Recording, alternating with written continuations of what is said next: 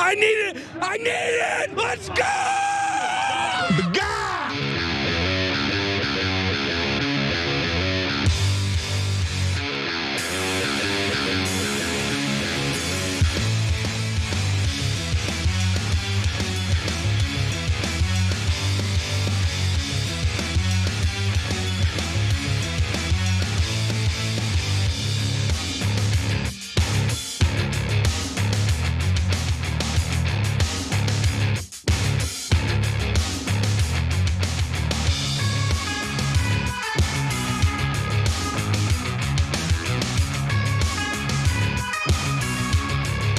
All right, welcome to the Young Turks. Cenk, Anna Kasparian with you guys.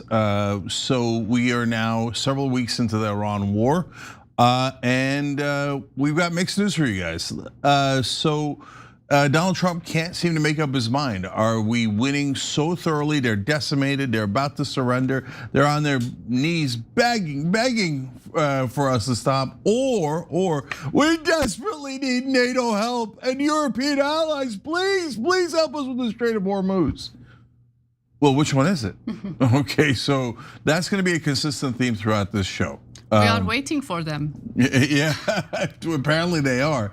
So look, it's not like Iran is winning, and it's not like we're winning, because there is no winning except as Israel is about to take southern Lebanon. So that'll be a huge win for them. So as usual, the only winners, the Israeli government. Okay. Yeah. Anyway, let's get started. Yep. Our powerful military campaign to end the threats posed by the Iranian regime continued in full force over the past few days. They have been literally obliterated. The Air Force is gone. The Navy is gone. Many ships have been sunk.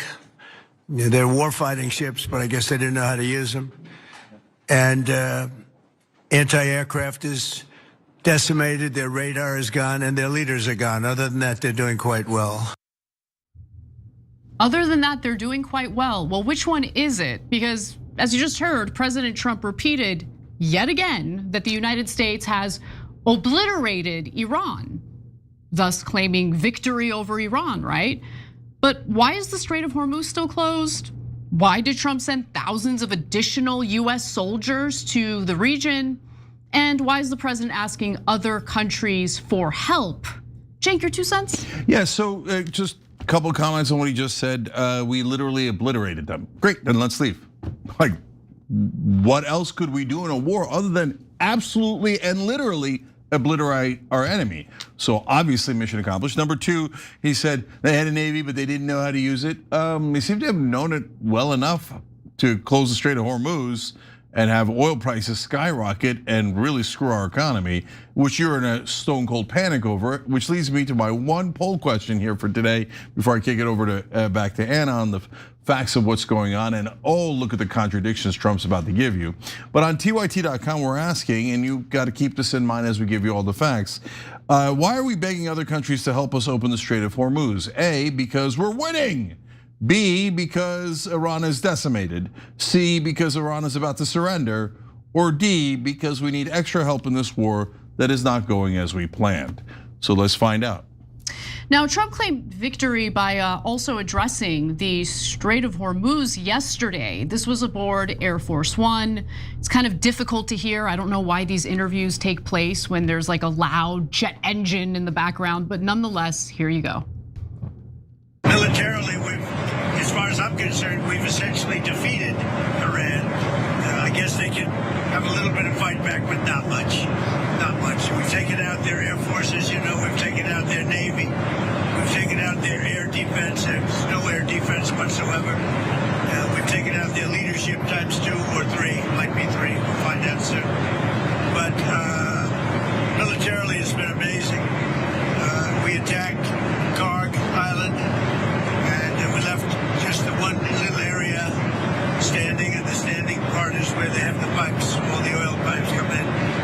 And we can do that on 5 minutes notice. We have it all locked and loaded and ready to go if we want to do it.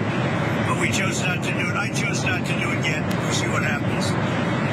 They want to negotiate. They want to negotiate badly. Trump says that he can capture the Strait of Hormuz in 5 minutes, but chose not to do it yet. Right, okay. But he also claims, Cenk, that Iran wants to make a deal badly. You just heard him say that, right? Now, here's the real question, is that true? Well, here's Foreign Minister of Iran. He answers the question during, Meet the Press. Let's take a look at what he had to say. President Trump said this weekend he is not ready to make a deal with Iran because the terms aren't good enough yet. His administration is saying this war could last another 3.5 weeks or so. Has Iran asked for a ceasefire? No, we never asked for a ceasefire, and we have never asked even for negotiation. We are ready to defend ourselves as long as it takes. That wasn't Meet the Press, that was Face the Nation, who cares? What we do care about though is that Trump lied. Iran is not looking for a ceasefire, they're not looking to negotiate because they don't trust the United States. On 2 separate occasions, the first one being last summer, the second one being recently, the US pretended like they were engaged in negotiations with Iran and then proceeded to carry out the military equivalent of a sucker punch against Iran. So why would Iran trust the United States in negotiating in good faith? I certainly wouldn't trust the United States if I were them. Yeah, every time Arakchi is asked how he feels about the war and ground troops, etc., he says, "We are waiting for them." We are waiting for them. Okay, so if they're so decimated, etc., why are they so looking forward to us bringing in ground troops? Because obviously, when you make landfall, the advantage goes to them. It's a mountainous region. And the obvious guerrilla warfare, insurgency, roadside bombs, all the things we got in Iraq, but ×4 in Iran. So, and Trump's writing like, I got Carg Island, hey, mate. Okay, all right, great, wonderful. But like, why are you sending the 5,000 troops? So Anna, we're gonna get to all that, but I have a fundamental question that I want all of you to think about as we're giving you more of this story. So we're sending in 5,000 ground troops. Why doesn't Israel send in the 5,000 ground troops? This is a war they wanted, not us. Because Israelis could, Israeli ground troops in Iran, which they know about Iran's military capability. So that war is for American soldiers to die in, right? Let's be clear about that. And in the meantime, Israel is carrying out a ground operation to annex more land in Lebanon. Yeah, so, but furthermore, isn't it super strange that no one else is asking that question?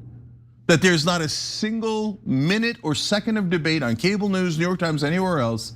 Hey, who should send in ground troops? Should it be America or should it be Israel? I mean, we're the 2 countries that attacked Iran. No, the assumption in Washington is that the Israeli troops are way too precious.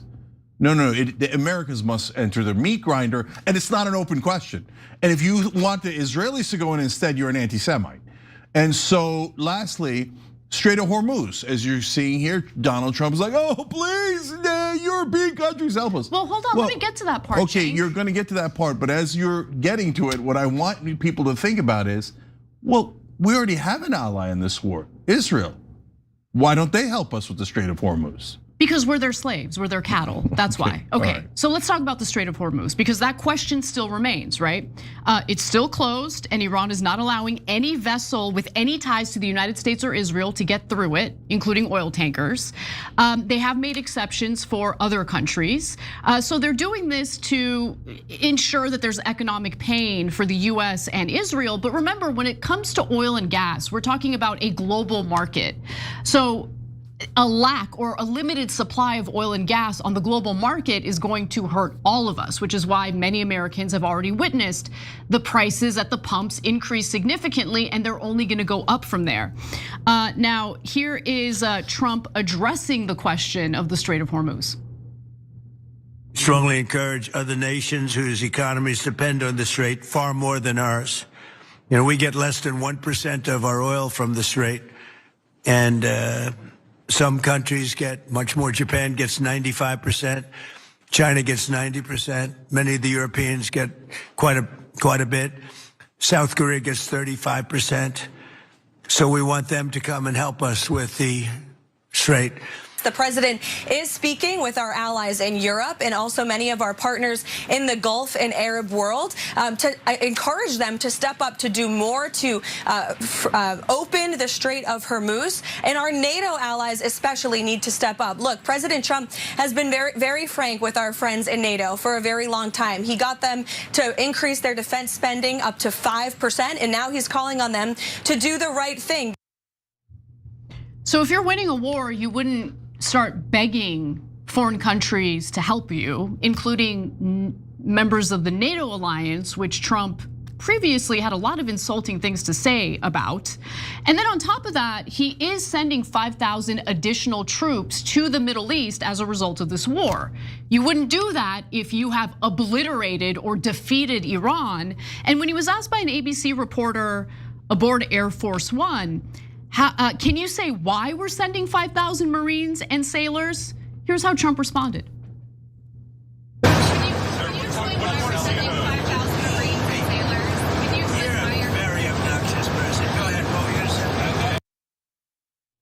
So he shushed her and said, you're a very obnoxious person. I guess that's the way you handle a question you don't like, because the way you're handling this war is embarrassing. The fact that Trump got goaded, dragged into a war on behalf of a foreign country, pretty embarrassing, pretty embarrassing.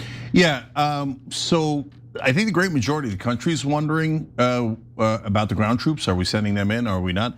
Apparently, we're all very obnoxious people. Very obnoxious. I mean, you're worried about American soldiers dying? You're so obnoxious.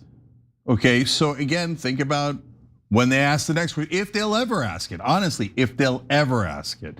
But why isn't Israel sending them in instead? I can't wait for one person that's called a reporter in Washington to figure out the most obvious question in the world. Now, something that also needs to be addressed is what the reality is in regard to the damage Iran has managed to do to US military installations in the Middle East. They've bombed every single US base in the Gulf region. In fact, the first order of business for the Iranians was to take out our radar systems at these bases. And those radar systems give our soldiers early warning of missile attacks. They don't have that available anymore, which is why the United States isn't using those bases right now in these Gulf countries. Now, both the United States and Israel are also low on missile interceptors. We knew that about the United States. Now Israel is crying about it. Trump had to lift sanctions on Russia so that they could sell oil to India and essentially lessen the economic pain that people are feeling internationally due to the limited supply of oil and gas on the global market. And Russia is also selling a lot more fertilizer due to the Strait of Hormuz effectively being closed. A third of the world's fertilizer comes from that region of the world and is transported through the Strait of Hormuz.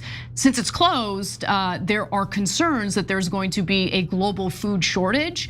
But Russia also produces a lot of fertilizer, and as a result of this incredibly stupid war, Russia is now able to sell more of their fertilizer, thus canceling out much of the economic sanctions the US has imposed on Russia as a result of their war against Ukraine.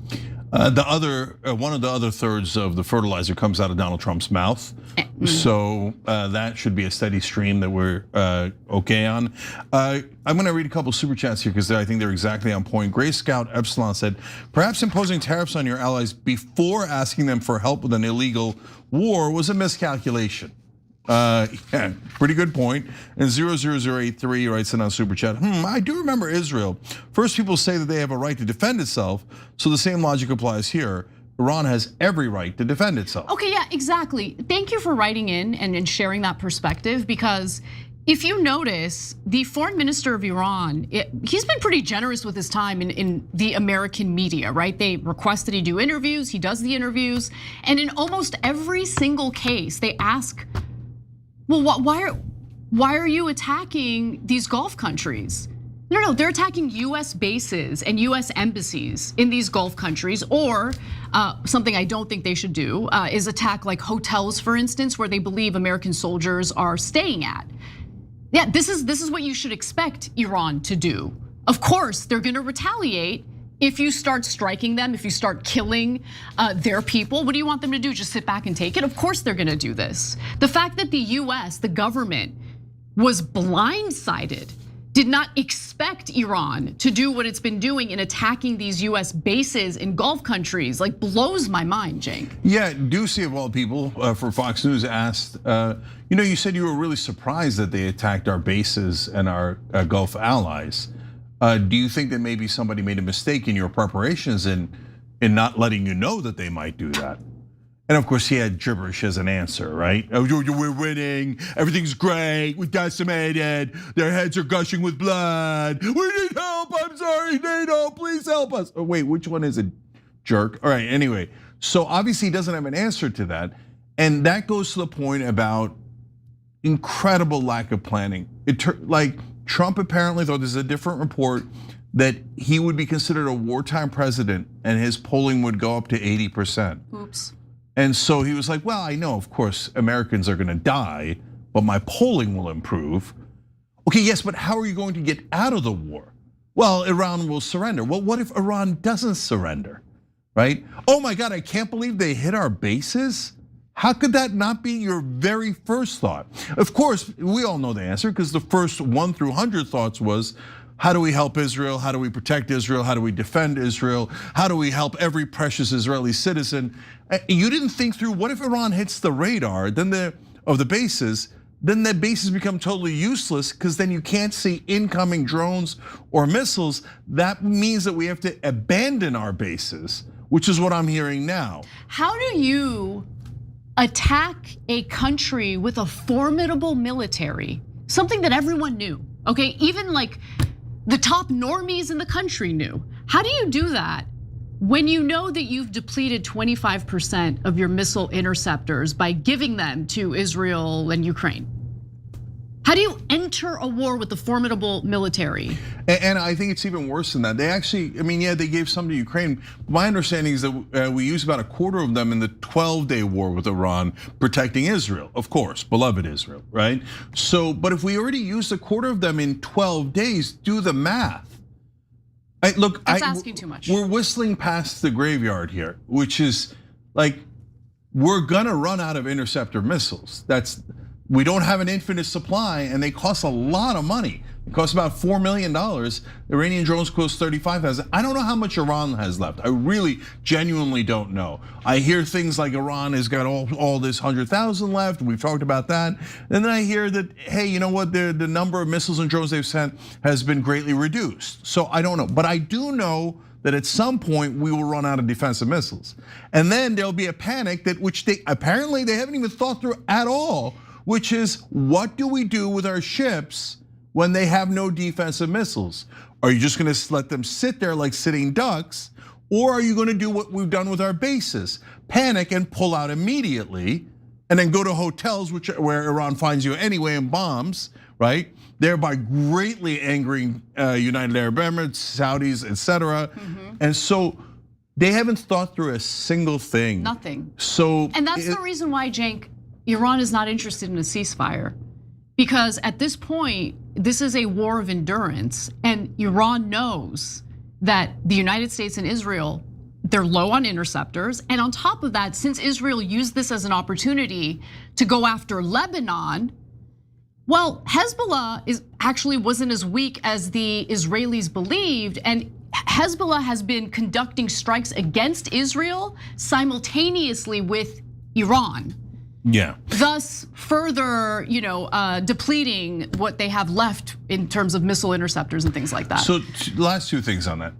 First, on Iran, Trump is not wrong that we've sunk most of their navy, destroyed all their planes, and done great damage to their nuclear program, which is actually obliterated, their ballistic missiles, etc. Okay, but that's why. But he thinks hence we won. But Iran, and hence he thinks Iran is going to give up. But Iran's like, why would we give up? You've already done maximum damage to our entire infrastructure. and the Israelis are already bombing our oil facilities, like we have incurred about 90% of the damage we're gonna incur, and there's no way you can uproot us unless you come on the ground, and on the ground, everything flips and is our advantage. So they're like, no, we're not gonna stop, because especially because if we stop, we know the minute we start building any new defenses, you're gonna come in and bomb again and again and again. So no, we do not only do we not surrender, we are not going to stop the war. We are waiting for them. Yeah, and so they have not, it appears that our guys, and maybe even the Israelis, didn't take that into account. The Israelis don't care. We're the ones suffering the human and financial costs of this insanely stupid war. And by the way, you know the war is not going well for the United States when the neocon douchebags who had been cheerleading this war for many, many years are now turning around and saying, ooh, things are not going well. So for instance, on NPR, John Bolton, of all people, said that the plot for regime change has failed. Robert Kagan and Bill Kristol, two individuals I loathe, were essentially admitting that the US war on Iran was destroying the US empire. Okay, Robert Kagan in a podcast admitted that the Iran war was debilitating America's ability to wage a new Cold War on Russia and China and isolating the United States empire globally. By the way, I should note, South Korea is a little upset with the United States because we took the missile interceptors that we had in South Korea recently, we took them out for this war. And the whole purpose of those missile interceptors being located in South Korea was in case of a war with China. And North Korea. So and congratulations. By the way, there is no country more vulnerable on planet Earth than South Korea. They could be decimated, like literally millions of people in minutes because of all the missiles and now the nukes that North Korea has pointed at Seoul, South Korea, and so many other cities in South Korea. And they are a top economy and a top ally that is, we've done everything we've ever asked them. And so now we're betraying them because Israel needs those interceptors. Who cares about you stupid South Koreans? There's only one precious ally, the one bribing all of our politicians. I know, giant coincidence. So last couple of things here. So why is Israel not helping with the ground troops? Why are they not helping with the Strait of Hormuz? Because they've got their entire army ready to invade southern Lebanon. So that's not an exaggeration. They have an enormous number of troops that they had already gotten ready ahead of this war, thinking, oh good, we'll have America fight Iran for us, we'll have them die on the ground, we'll have them die in the Strait of Hormuz, etc. And then meanwhile, while everybody else is busy, we'll sneak into Lebanon and annex more land. Okay, well, and then we'll tell Jake Tapper it's self-defense, and all of cable news will chant self-defense, self-defense, as they do another invasion. That's why they're not helping us on anything, because part of the point of this war was to distract everyone as they stole more land, in this case, Lebanon. Finally, Mark Levin tweets at me all the time, it's a fun thing. And so I wrote over the weekend the same thing I just told you guys, which is why doesn't Israel send the 5,000 ground troops? Why do Americans have to die instead? And he quote tweeted, deport. He's such a piece of crap. No, it's okay. So wait, but I wanna understand that better. So he says, if you support American troops not going to die, but that our ally in the war, and I said in that same tweet, the first one that he said deport to, 82% of Israelis wanted this war, only 21% of Americans did. So why do we have to die for your war? And he says, basically he's saying, if you don't agree that Americans should die instead of Israelis, we should deport you from America? Wait, I could make the counter argument that if you think that Americans should die instead of the Israelis for a war Israel wanted and started, that we should deport your hairy ass, okay? So what do you mean deport, okay? So if you're a traitor and you say Americans should die instead of Israelis, we should think about, well, okay, are you coordinating with the Israeli government? Of course he is, Cenk. Of course Are you an Israeli asset? Are you a foreign agent? Do you really think there'd be consequences if that were confirmed? There's no consequence at all, guys. We already know. Look, I did a video about Tucker Carlson, super last thing here. Over the weekend, they're threatening to potentially arrest him. So, but wait a minute, Lindsey Graham has admitted that he worked with the Israeli government to convince Trump and the US government to go to war on Israel's behalf. If that's not a foreign agent, I don't know what is. that is directly coordinating with another government against our government's interests. So how come he hasn't been arrested? Oh, right, because people supporting Israel are above the law. All right, when we come back, we'll talk about the oil and gas markets, more on the Strait of Hormuz. You don't want to miss it. It has a huge impact on our economic situation, not just here in the United States, but globally. We'll be right back. I love cows.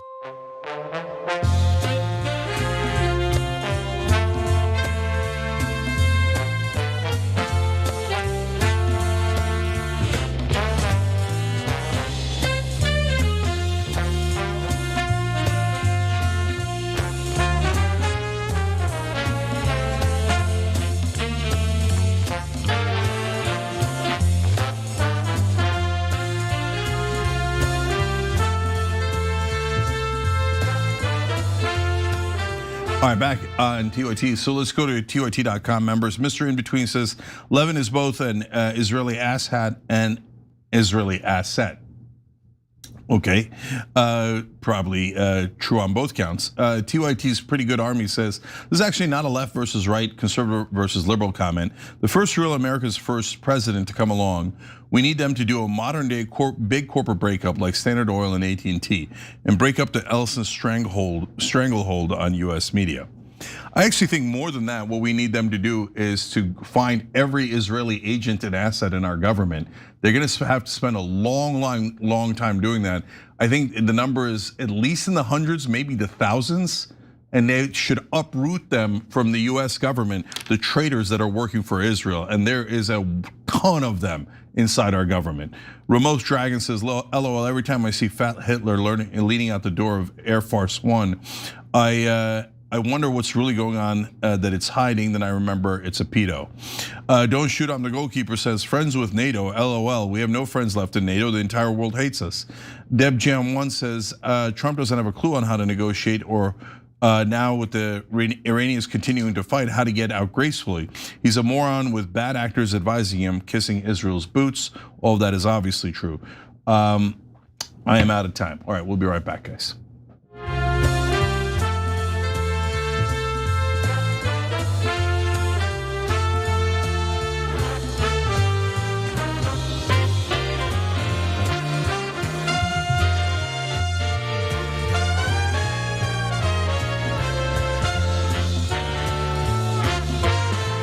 All right, back on TYT, Cenk, Anna, and these beautiful people, Iksoy Furiat, Kakresen, and Lizbeth Borton, and Tiffany Griffin. Thank you for upgrading. We really appreciate that. You can do that through the join button below the video as well. All that really helps the show. And guys, we don't have the $540 million TPUSA got from Israeli donors.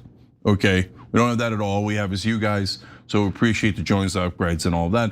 And in return, we'll do you guys a favor. Noble Mobile is going to save you a ton of money, and nothing's going to change on your phone. So you can get $40 off the first month now, and you never pay above $50. So if you're paying above $50, you're totally wasting your money. Nothing on your phone changes. TYT.com/switch. And I usually pay in the 30s because they also give you money back if you don't use your data. And none of us use our data because we're on Wi-Fi. So TYT.com/switch. Anna, what's next? Well, it's worth discussing energy, oil, gas, and how this war impacts all of that in this next segment. So let's get right to it. We're talking to countries about policing the straits because they are the ones, we don't get oil, very little, 1%, 2%.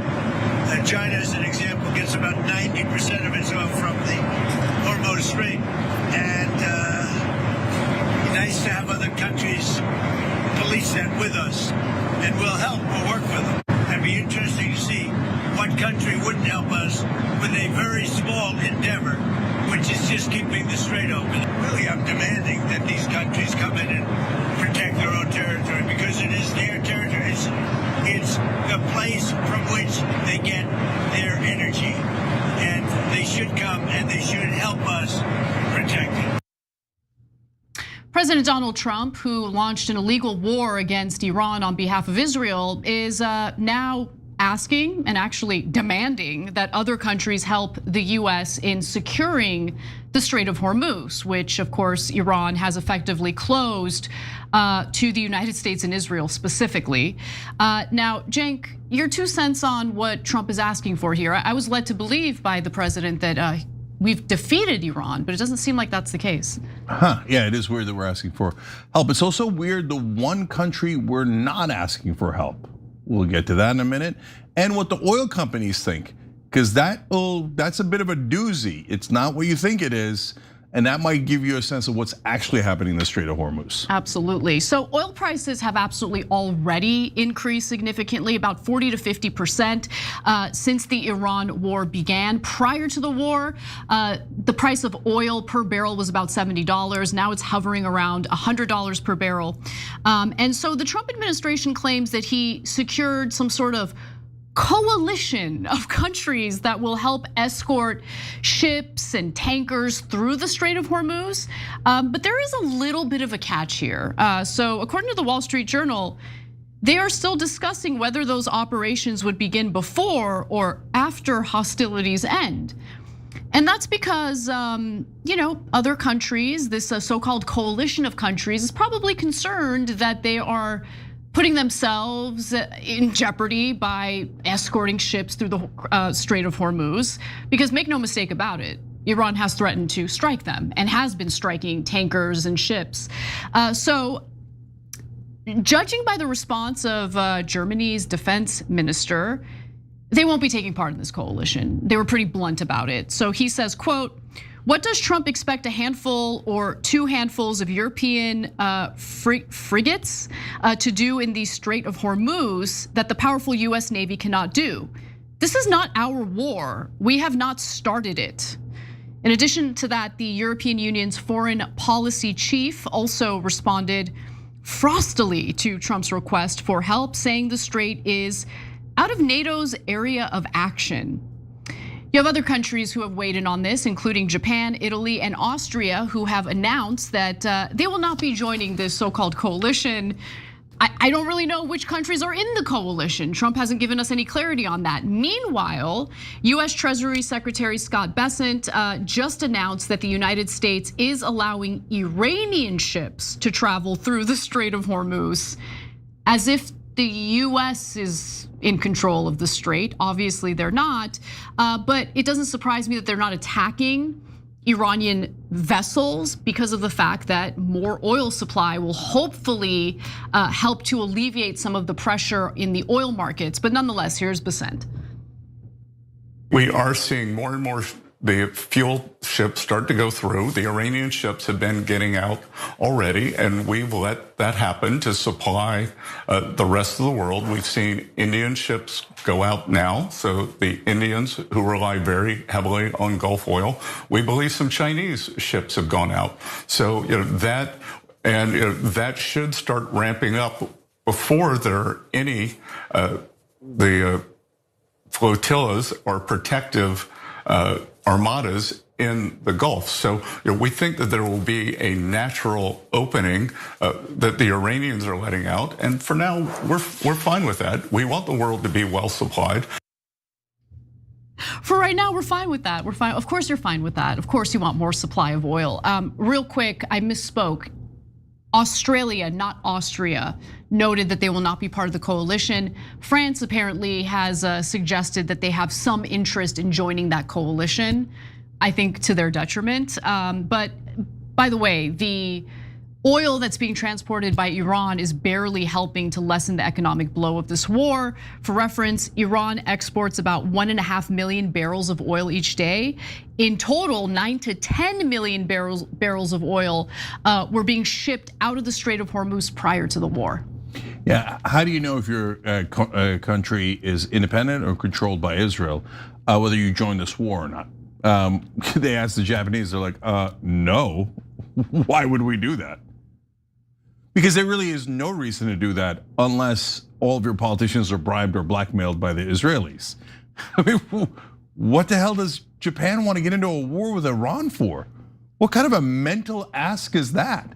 We got no beef with them. In fact, we don't know why you're in the war. So Israel hasn't bought them yet? No, apparently not. Nice. So that's going to give you your handy dandy list of countries bought by Israel and not bought by Israel. So France is apparently halfway bought, and they're like, I don't know, which way do I go? Give me more money. Of course, not for France, but for the corrupt politicians and the corrupt media. Anyway, so gives you a sense of our desperation that we are not hitting the Iranian ships going through. We're not even, we've let the Russians sell their oil that was previously under sanctions. We're letting the Chinese and the Indian ships through. Why? Because we're so worried about the price of oil. And the more the price of oil goes up, the more pressure there is on Trump to get the hell out of this war because of significant damage to the American economy. And again, not just about gas, guys. Oil goes into plastic and almost everything we make. So now market analysts are warning about economic destruction in America, okay? So that's why we're like, Chinese, Russians, they're fine. Iranians, even the guys we're at war with, fine, just please sell the oil, So of course, who are the only people who can't go through the Strait of Hormuz? All of our allies, which now think, how much damage is it to be an American ally? That's exactly right. I love that you brought that up because, look, what Iran is doing by attacking US military installations in the Gulf region is to basically communicate to these Gulf countries, there's a price to pay when you're aligned with the United States, and where is the US? Looks like they're not defending you. And the reason why the US is unable to defend these Gulf allies of ours is because we're low on interceptors. So the interceptors that remain are being used to protect Israel and US troops in the region. And there are about 50,000 US troops in the region as we speak. And by the way, according to the Wall Street Journal, the Trump administration is apparently admitting defeat behind closed doors. Now, what I hate about this is, please, like, if you're gonna make these types of statements, identify yourself, but for obvious reasons, they don't want retaliation, so they don't identify themselves. However, the Wall Street Journal reports that a senior administration official said that the administration knows prices are going to continue to rise, but there isn't a lot it can do at the moment.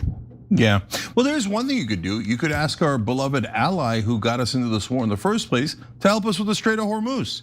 It's funny, we asked the Japanese, we asked the South Koreans, we asked like Luxembourg. So embarrassing. But we won't ask Israel. Why? Israel's busy using its own military to invade Lebanon, which was part of the point of this war.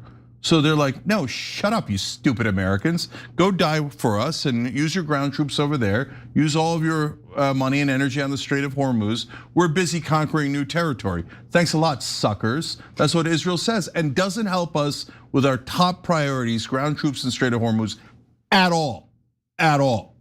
By the way, I mean, it would also benefit the Israelis if the United States is effectively pushed out of that region entirely. I mean, why would these Gulf countries want to continue being aligned with the US? And keep in mind the incredibly important resources in that region. Pushing the US out means that it would further reinforce Israel's dominance in that region. Look, honestly, I hadn't thought of that. That is, it's a couple layers deep. So I don't know if they've gone that far, but I see what you're saying, that if America just says, hey, we'll come in and use our military whenever you need it, Israel, and we'll continue to give hundreds of billions of dollars to you, but we'll remove our bases, then Israel really could do greater Israel, because then the Gulf would be completely vulnerable as well. Exactly. They've just been attacked. You take away American defenses, which is what's going to come out of this war potentially. Then Israel thinks, thank you very much. That's exactly right. You eliminated all of my enemies, all of my neighbors, any ability to defend themselves. So here I go taking more and more land. And then we'll get our idiots in American media, who are the worst so-called reporters in the world, to tell you that we're doing self-defense. Well, let's move on to the oil executives, shall we? Because what they've been saying is worth listening to.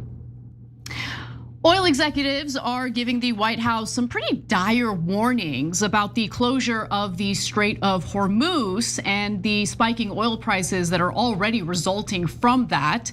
Now, according to the Wall Street Journal, many in the oil industry fear that the menu of options available can do little to stem the crisis and that the only solution is to reopen the Strait of Hormuz. Now, Iran controls the Strait of Hormuz. They are unwilling to open it and allow US and Israeli vessels to travel through it. And of course, they are bringing the global economy to its knees in order to apply pressure to Donald Trump for starting this stupid war to begin with. Now, last week, the Trump administration, without Trump present, officials within the administration met with the CEOs of ExxonMobil, Chevron, and ConocoPhillips. The meetings were described as productive, and none of the executives blamed the Trump administration for the crisis. Of course they didn't. I mean, if you do that, then the Trump administration is going to be incredibly hostile toward you. But they are really worried, Cenk, that this war and the closure of the Strait of Hormuz is going to lead to a full-blown depression, not just recession, depression. Yeah, so as we've been telling you, oil goes into everything, unfortunately. So number one is plastic, and half the things are made of plastic. So what that's gonna do is not just gas prices, which are very obvious and visible to the naked eye, or the price of a lot of your goods are gonna go up. And you might think it's generic inflation, but no, that's also related to oil. So now, a smart president who cares about America would have thought, hey, I wonder what this is gonna do to our economy. How much price increase in oil can we withstand? And how long can we withstand it? Hey, maybe I should talk to the oil companies before I do this. Will they be willing to do this, that, or the other thing? Coordinate ahead of time so you know exactly how many interceptor missiles you have. When they close the Strait of Hormuz, which was nearly inevitable, which now they're, first Trump said nobody could have seen it coming. Now he's saying, oh, of course we knew they were gonna do it. Hegseth says, of course we knew they were gonna do that. Okay, then did you plan ahead? Well, you obviously didn't. And so now when they talk to the oil companies, they're like, guys, we're gonna hit $120 per barrel. And when we do, utter destruction of the economy. We already passed 100 the other day. So we're back down to 95 today, but 120 is enormously doable. Iran is threatening 200. That would be cataclysmic, right? But 120 is bad enough, and we're definitely on that road, and it looks like we have no idea how to open up the Strait of Hormuz. Just complete and utter disaster. And that's the reason why the US lifted sanctions on Russia to allow Russia to export its oil, much to the chagrin of Ukraine, as you can imagine. So here we are. Anyway, we gotta take a break. When we come back, we've got a lot more to get to, including Pete Hegseth seems unhinged, and I'll tell you why when we come back.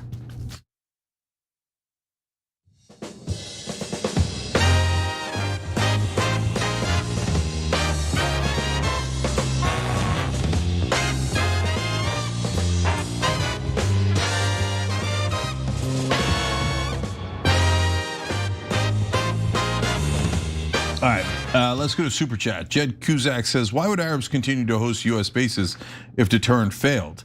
So Jed, that's an excellent question, but I'll layer on top of it.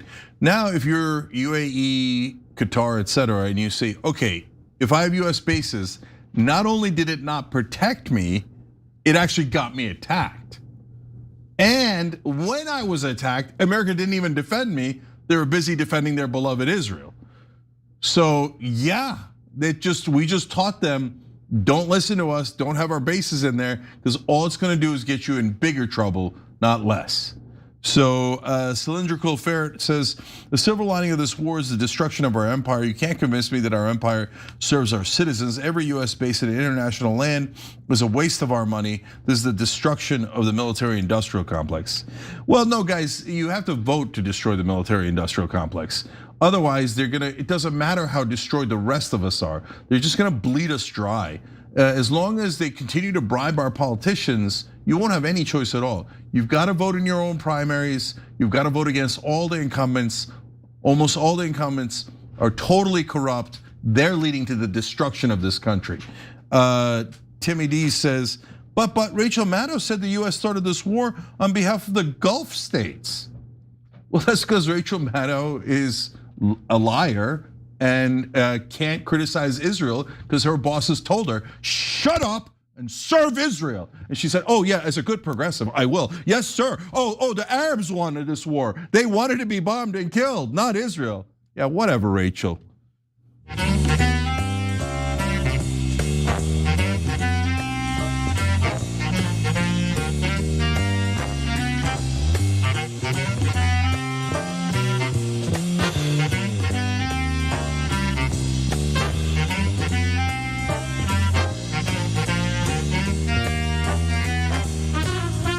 All right, back onto it too. We should do a poll. Who's more disappointing, Rachel Maddow or AOC?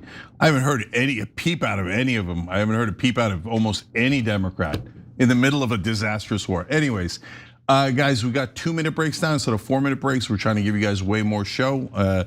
And one of the things is if you're a YouTube member, make sure you connect to your TYT membership. It's free. You already paid for it.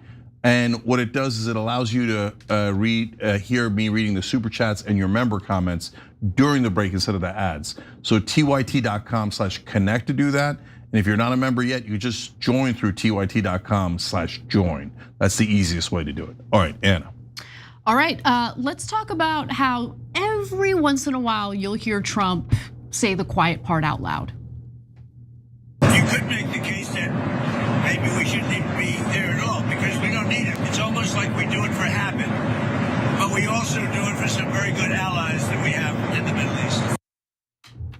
There you have the President of the United States declaring that maybe we shouldn't even be near the Strait of Hormuz. But we're doing this. We're trying to secure the Strait of Hormuz, in which 20% of the world's oil and natural gas travels through, on behalf of a special ally. Who do you think that special ally is, Cenk? I'm sure it's Luxembourg or Bolivia. Look, if I was a national media reporter, I would be flummoxed. I would have no idea how to answer that question. Anyways, important thing here is he said maybe we shouldn't be there. Then great, why don't we leave? We should leave, yeah, it's a good idea. Yeah, so now you're gonna see reactions here from different commentators throughout the political spectrum. Let's see how they view it and if it's viewed through the lens of that special ally or not. So let's actually start with more from President Donald Trump. This is what he had to say with more context. Remember, it only takes a couple of people to screw up the strait, a couple of terrorists. You don't need their military is defeated, but all you need is a few people dropping mines here and there, and you louse it up. So we need. I'm demanding that these countries come in and protect their own territory because it is their territory. It's the place from which they get their energy, and they should come and they should help us protect it. You could make the case that maybe we shouldn't even be there at all because we don't need it. We have a lot of oil. We're the #1 producer anywhere in the world times 2 by double, at least double. Now I think it's much higher than that. But we do it. It's almost like we do it for habit. But we also do it for some very good allies that we have in the Middle East. Okay, the notion that a decline of 20% of oil and gas in the global market isn't gonna negatively impact America is insane. Because as we know, this isn't about like, ooh, we're an oil producing country and we keep all our oil and gas to ourselves and we're gonna be great. No, it's a global market. It's traded and sold on a global market. So when 20% of the oil and liquefied natural gas that goes through the Strait of Hormuz is effectively shut down, that negatively impacts supply and hurts the global market, meaning we end up paying more for gas. We end up paying more for products because energy is at the heart of everything, really. And so that's why you're experiencing prices go up at the gas pump already. But nonetheless, he's like, maybe we shouldn't be there. And in the full context, what he's effectively trying to say is, why don't these other countries handle it? Maybe we shouldn't even have to deal with it. But we're doing this for Israel. So, I mean, there's the easy answer that I've been saying all day. Why doesn't Israel take care of the Strait of Hormuz? Oh, right, they're busy invading Lebanon. So, I mean, this is a joke. It's a total joke. Anyone who can't see that we're led around by the nose by Israel is either completely ignorant of what's happening or lying to you on purpose. I just want to say one quick comment about his answer there. He said, we're almost there out of habit.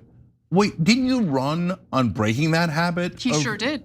Of like constantly going to wars in the Middle East for no reason at all, except Israel wants them and the military-industrial complex wants them. At this point, even the oil companies don't want them, right? They're saying that it's such a, like oil can get to such a high price that it actually causes such devastation that once the war is over, less people will have money to buy the things that oil makes and will hurt the oil companies in the long run. So even they're out. So the only people that are left are Israel and the defense contractors.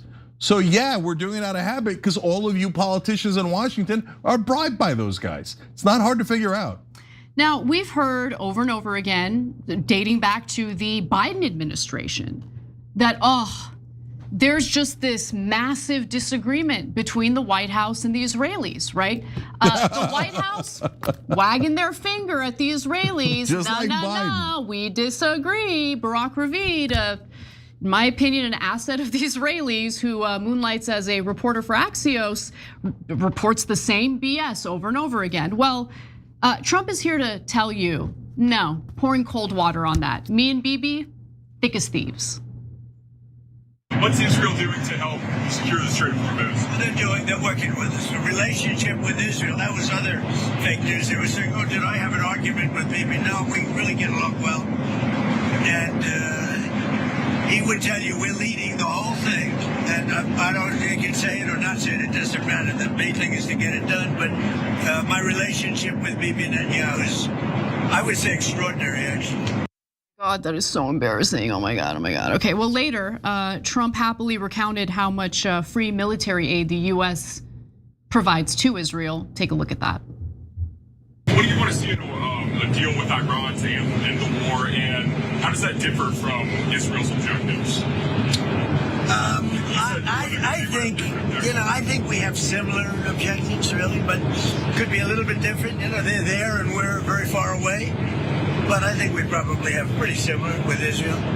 The relationship has been very good. The militaries are very well coordinated. Ours is the strongest by far in the world, and they have a real good military, really good. They have a lot of our weapons. They have our planes, they have our missiles, they have our Patriots, they have a lot of our weapons. We have the best, we make the best weapons in the world. What do we share in common with Israel when it comes to our objectives here?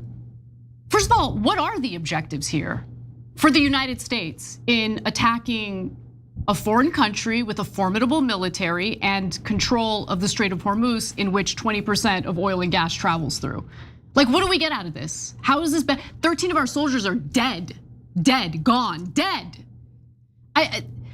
Cenk, we have to decouple from Israel. We gotta deal with the deep state. This goes beyond elections. Okay, we're talking about unelected traitors to our country who are operating on behalf of a foreign country to our detriment. We have to dismantle the deep state. Otherwise, this is just gonna continue.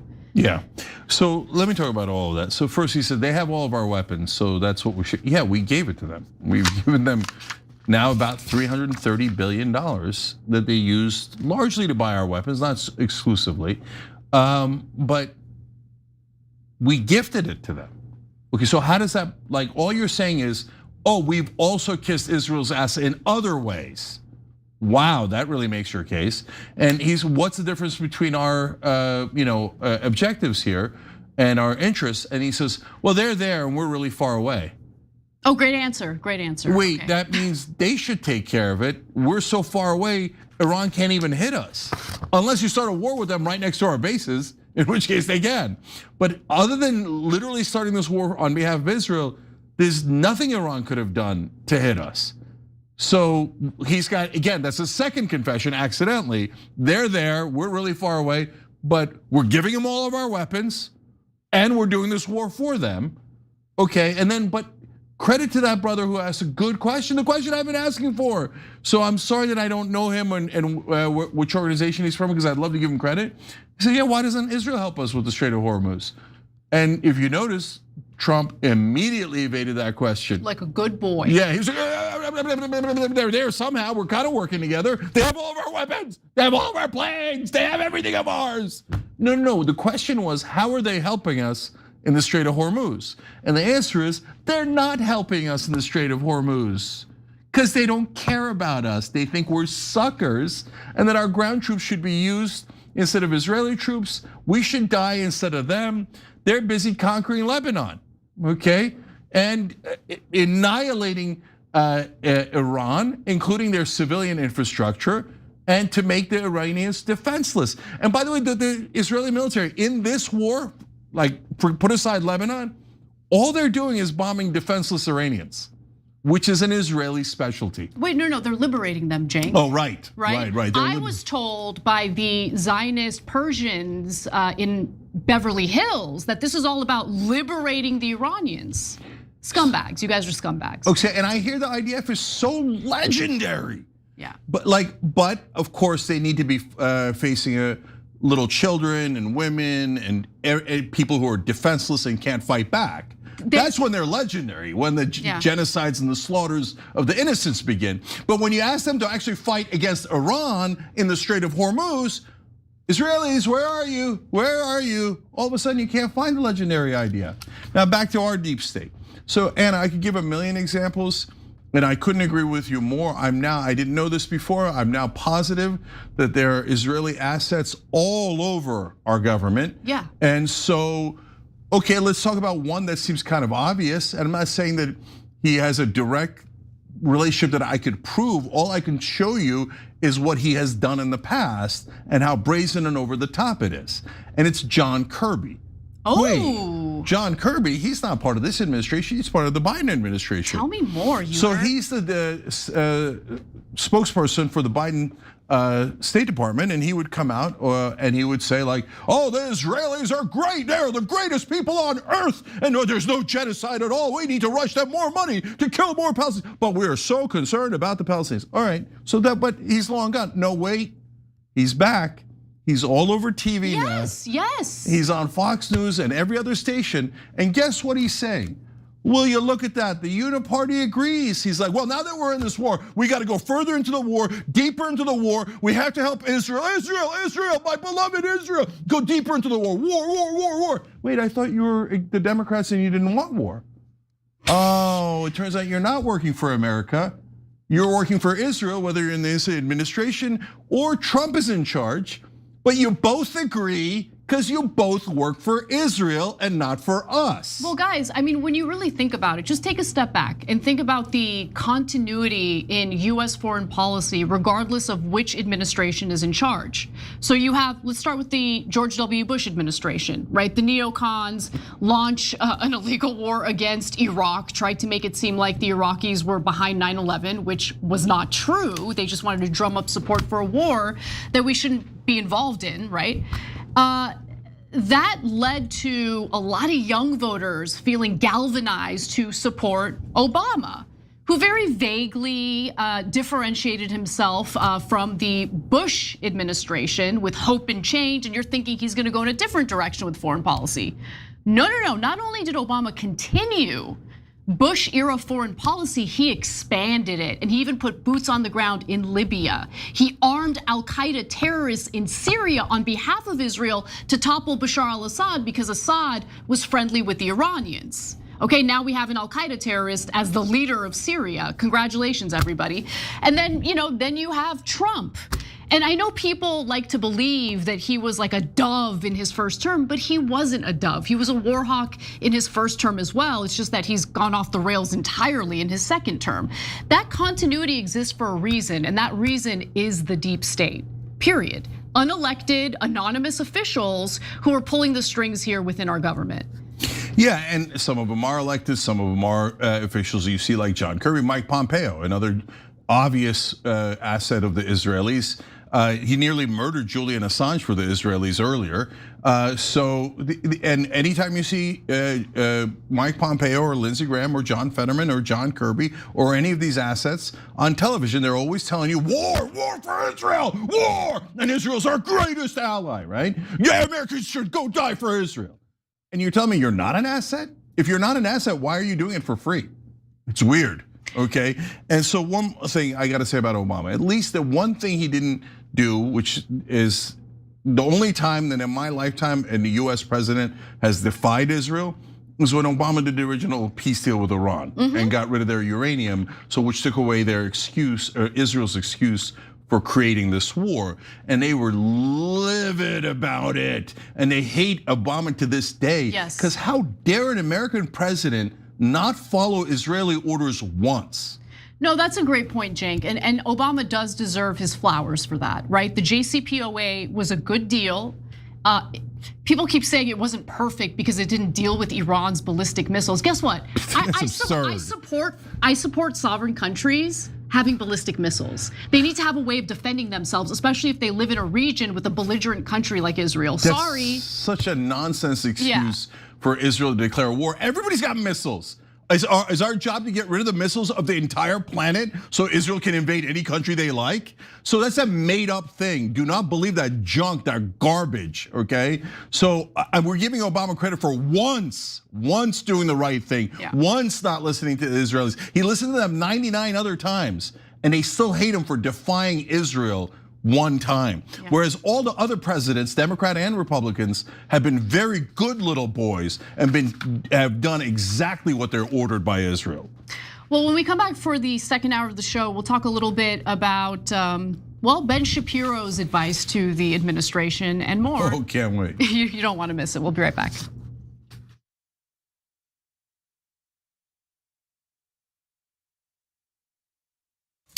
They failed us. And if you're not angry about that, Michael, and any of you out there, then you're damn wrong, because you should be angry.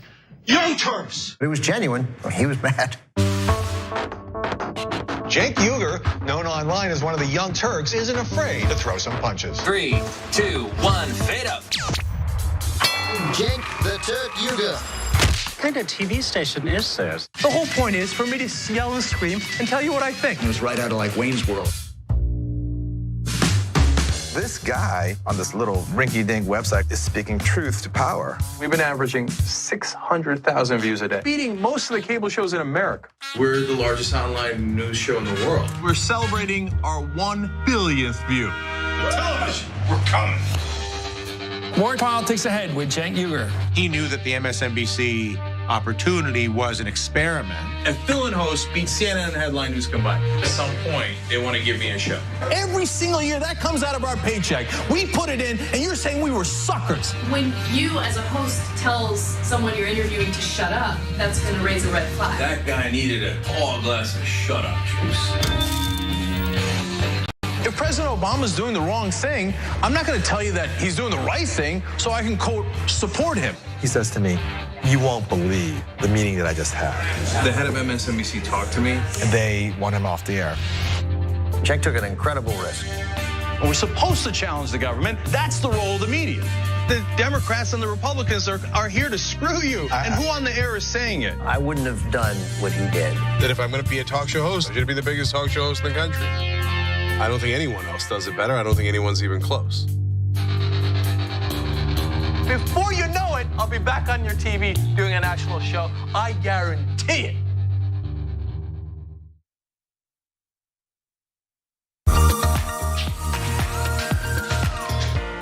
Magic. It's showtime. And say 45 minutes. I'm hosting today. Now, I know what you're thinking, JR, your face is already perfect, but you know what? I still need to apply some makeup. I went through this process, right? A few years ago, when I realized that I was gonna have to wear makeup on the show. I had to go through like finding out what my undertones were. You guys know what those are? I got my MAC Cosmetics. It says SPF 15 foundation, broad spectrum. But apparently what I have is red undertones, and I think pores are not supposed to be seen. I need all these things to be confirmed for me. These sponge things don't work for me. You gotta use your hands. This idea. That's how the magic really happens. So we're gonna go through a tutorial how to make the magic happen from beautiful to beautifuler. Let's go. I've already been moisturized. That's the first thing. But moisturization already happened. We go raw. All hands. Pick up a couple streaks. This is the guy we're putting on makeup. We got dots.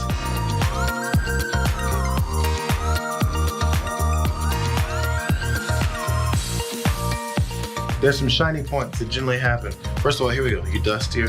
I'm putting way too much, but you dust. Oh, get the excess off. You don't want chunky powder. There's like a T-zone, I think, right? Mine is a double T-zone. Because I went middle and another cross. Make sure your nose isn't all shiny. People get on you for it. They'll say, that's not a good point you made on there, JR. Your nose is shiny. You guys are picky like that sometimes. I think that's about it, fellas and ladies. See you guys next time. Bitsies.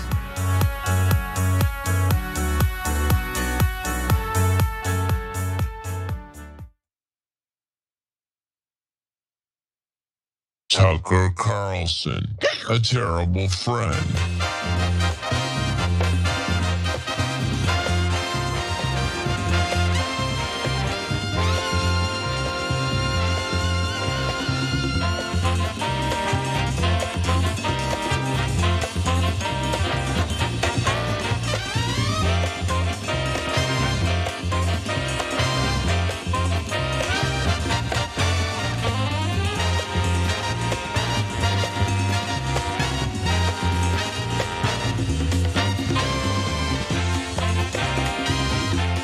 All right, back on TYT, Cenk and Anna with you guys. Big Stan 402, thank you for gifting a membership on YouTube, you're awesome. And Jessica Ray 500, thank you for gifting 10 on Twitch. We really appreciate you guys. We love everyone watching in all the different places that we're on. All right, Casper, what do you got for us? Let's get right to our next story. I think that the president's move here is the single bravest foreign policy move of my lifetime. I think it can be the single most transformational foreign policy move since the fall of the Soviet Union, because Iran has been a thorn in the side of the United States and our allies for 47 years, as the president has made clear. They're responsible for the deaths of hundreds, if not thousands, of Americans. They're developing a nuclear program, and they were moving more and more quickly toward a nuclear weapon that would have made it virtually impossible to stop them from spreading their terror tentacles around the region and then beyond that. Maybe we should have a discussion about Israel's terror tentacles. But as you heard, over the weekend, Lara Trump interviewed a very ecstatic Ben Shapiro, who argued that starting a war with Iran, genius foreign policy move, Cenk, genius. That is so weird that he's backing Israel here. Has he done that before? No, Ben Shapiro's I didn't know which way he was gonna come out. Always about the United States. He's very concerned about what's best for the United States, which is why he advocated aggressively for dragging us into a war that doesn't benefit the United States at all, and has already claimed the lives of 13 of our service members. But anyway, back to you, Cenk. Yeah, no, I'm gonna break down every one of his talking points after you see it. So here's more of what Ben, I love Israel to the detriment of the United States, Shapiro had to say. If you had to grade his leadership during this time in our country right now, what would you give him? I mean, A+ right now. I mean, again, I think what you're watching him do in Iran is not only unprecedented in terms of its political courage. I think that it is and has the potential to be a true game changer for America's role in the world, not only for the next 10 or 20 years, but for the coming century. Because what he is doing is he's reasserting American authority in the world. He understands on an innate gut level. The president's foreign policy has always been rooted in that peace through strength principle, in the idea that the best way to achieve peace is for people to understand that inside the velvet glove is an iron fist. You actually have to throw your enemies off their game. You actually have to make the hard decisions that make your opponents understand that they cannot cross us. And I think the president, it's a real estate negotiation to him. And guess what? The rules of New York real estate actually apply incredibly well to the politics of the Middle East, for example. Oil prices have already spiked as a result of Iran closing the Strait of Hormuz, where 20% of oil and liquefied natural gas travels through. Our European leaders are now reconsidering alliances for security reasons. They don't think that the United States is really interested in protecting allies, certainly not in the Gulf region, as we've seen through this war. But European countries are pretty sick of the United States. Trump in particular, pressuring them to join this war against Iran. They don't want to do it. And so now they're looking at reworking alliances, again, for security purposes. How does this benefit the United States again? How is this an A+ for Trump? Yeah, so he actually had 7 talking points there. I'll go as quickly as I can. They constantly mentioned 47 years. Why? Because they forgot to make a case that we have interest in this war. That's why the war started at 21% popularity in this country. So now they're going backwards and going, oh, remember Iran attacked us 47 years ago. And that's why the threat is imminent. Then of course he brings in the nukes, the fake weapons of mass destruction, just like in Iraq. They not only did they not have a single nuclear weapon, but we already bombed all their nuclear facilities, and Trump told us that we obliterated all their facilities, and then we rebombed them in this campaign, so they are gone, gone, gone. But you need fake weapons of mass destruction to scare the crap out of the American people. I got to comment on that real quick. I mean, if Ben Shapiro was very concerned about the human rights abuses and the criminality of using weapons of mass destruction, what about the fact that Israel's been using white phosphorus, chemical weapons, against the Lebanese? And how about the fact that they have nukes? And if nukes are such a giant danger in the Middle East, why don't you get rid of your nukes? You know, remember the ones that you stole from us, the secrets of how to build nukes? But of course not. No, they're superior to everyone else, so they're allowed to break every law and have every weapon, and you're not allowed to have a single weapon or defend yourself. Okay, so then he goes to the terror tentacles. So that's a talking point that a lot of people are using about Israel and their tentacles all over the world. He says, no, it's not Israel. Iran secretly controls the world. They do? That's why Iran got us to attack Israel, right? Oh, right, no, Israel got us to attack Iran. Okay, A+, do you remember when Ben Shapiro used to be a never Trumper?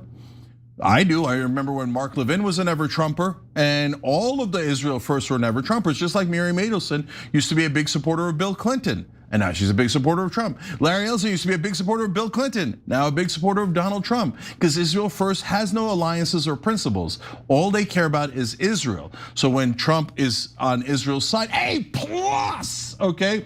When he doesn't do exactly as Israel orders, F-. I'm never gonna support that guy.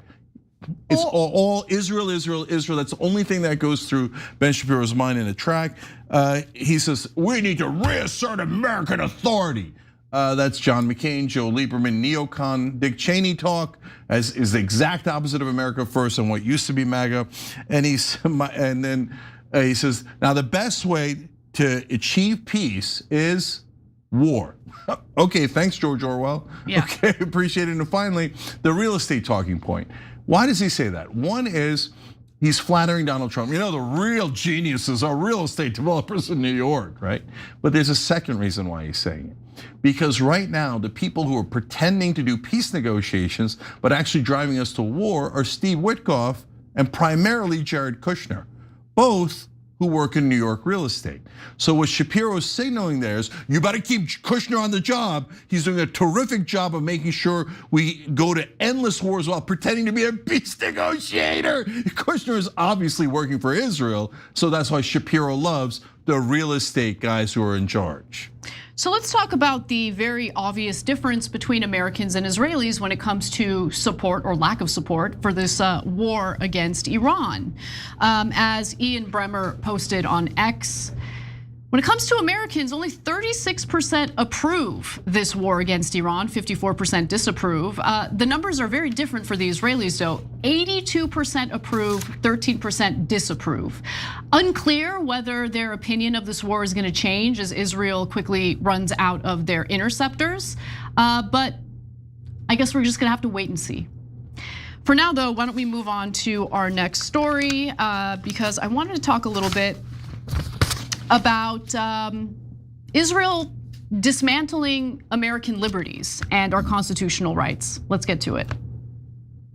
So the other day I found out that the CIA is preparing some kind of criminal referral against me, a crime report to the Department of Justice on the basis of a supposed crime I committed. What's that crime? Well, talking to people in Iran before the war. They read my texts. So the crime under consideration apparently would be the Foreign Agent Act or something like that, acting as an agent of a foreign power. And I don't expect this to go anywhere. I'm not too worried about an actual criminal case against me for a bunch of reasons. One, I'm not an agent of a foreign power.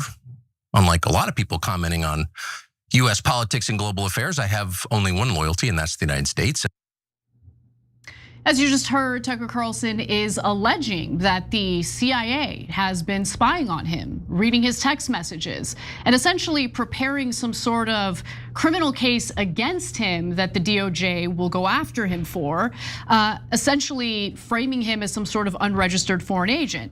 Now, as we all know, Tucker Carlson has been a target of the pro-Israel crowd because of the fact that he's been a vocal critic of the US alliance with Israel, along with Israel's genocide in Gaza. But more importantly, Tucker Carlson has lobbied pretty aggressively to prevent the US war against Iran. Unfortunately, he didn't succeed, but it has made him a target. Cenk, your 2 cents?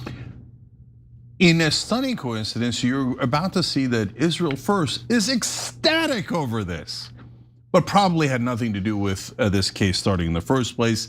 How many assets of Israel are in our government? That's a really important and interesting question.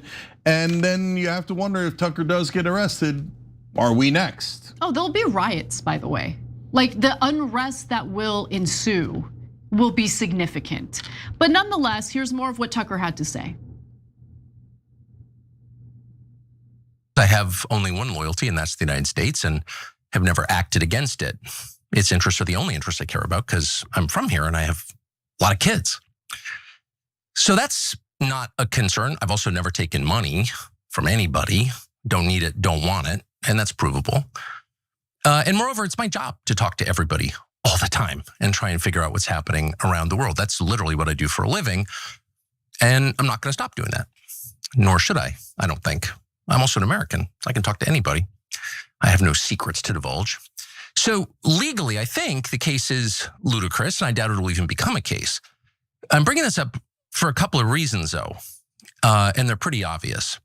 One is that countries tend to become more authoritarian in wartime. It's just the nature of war. People are dying.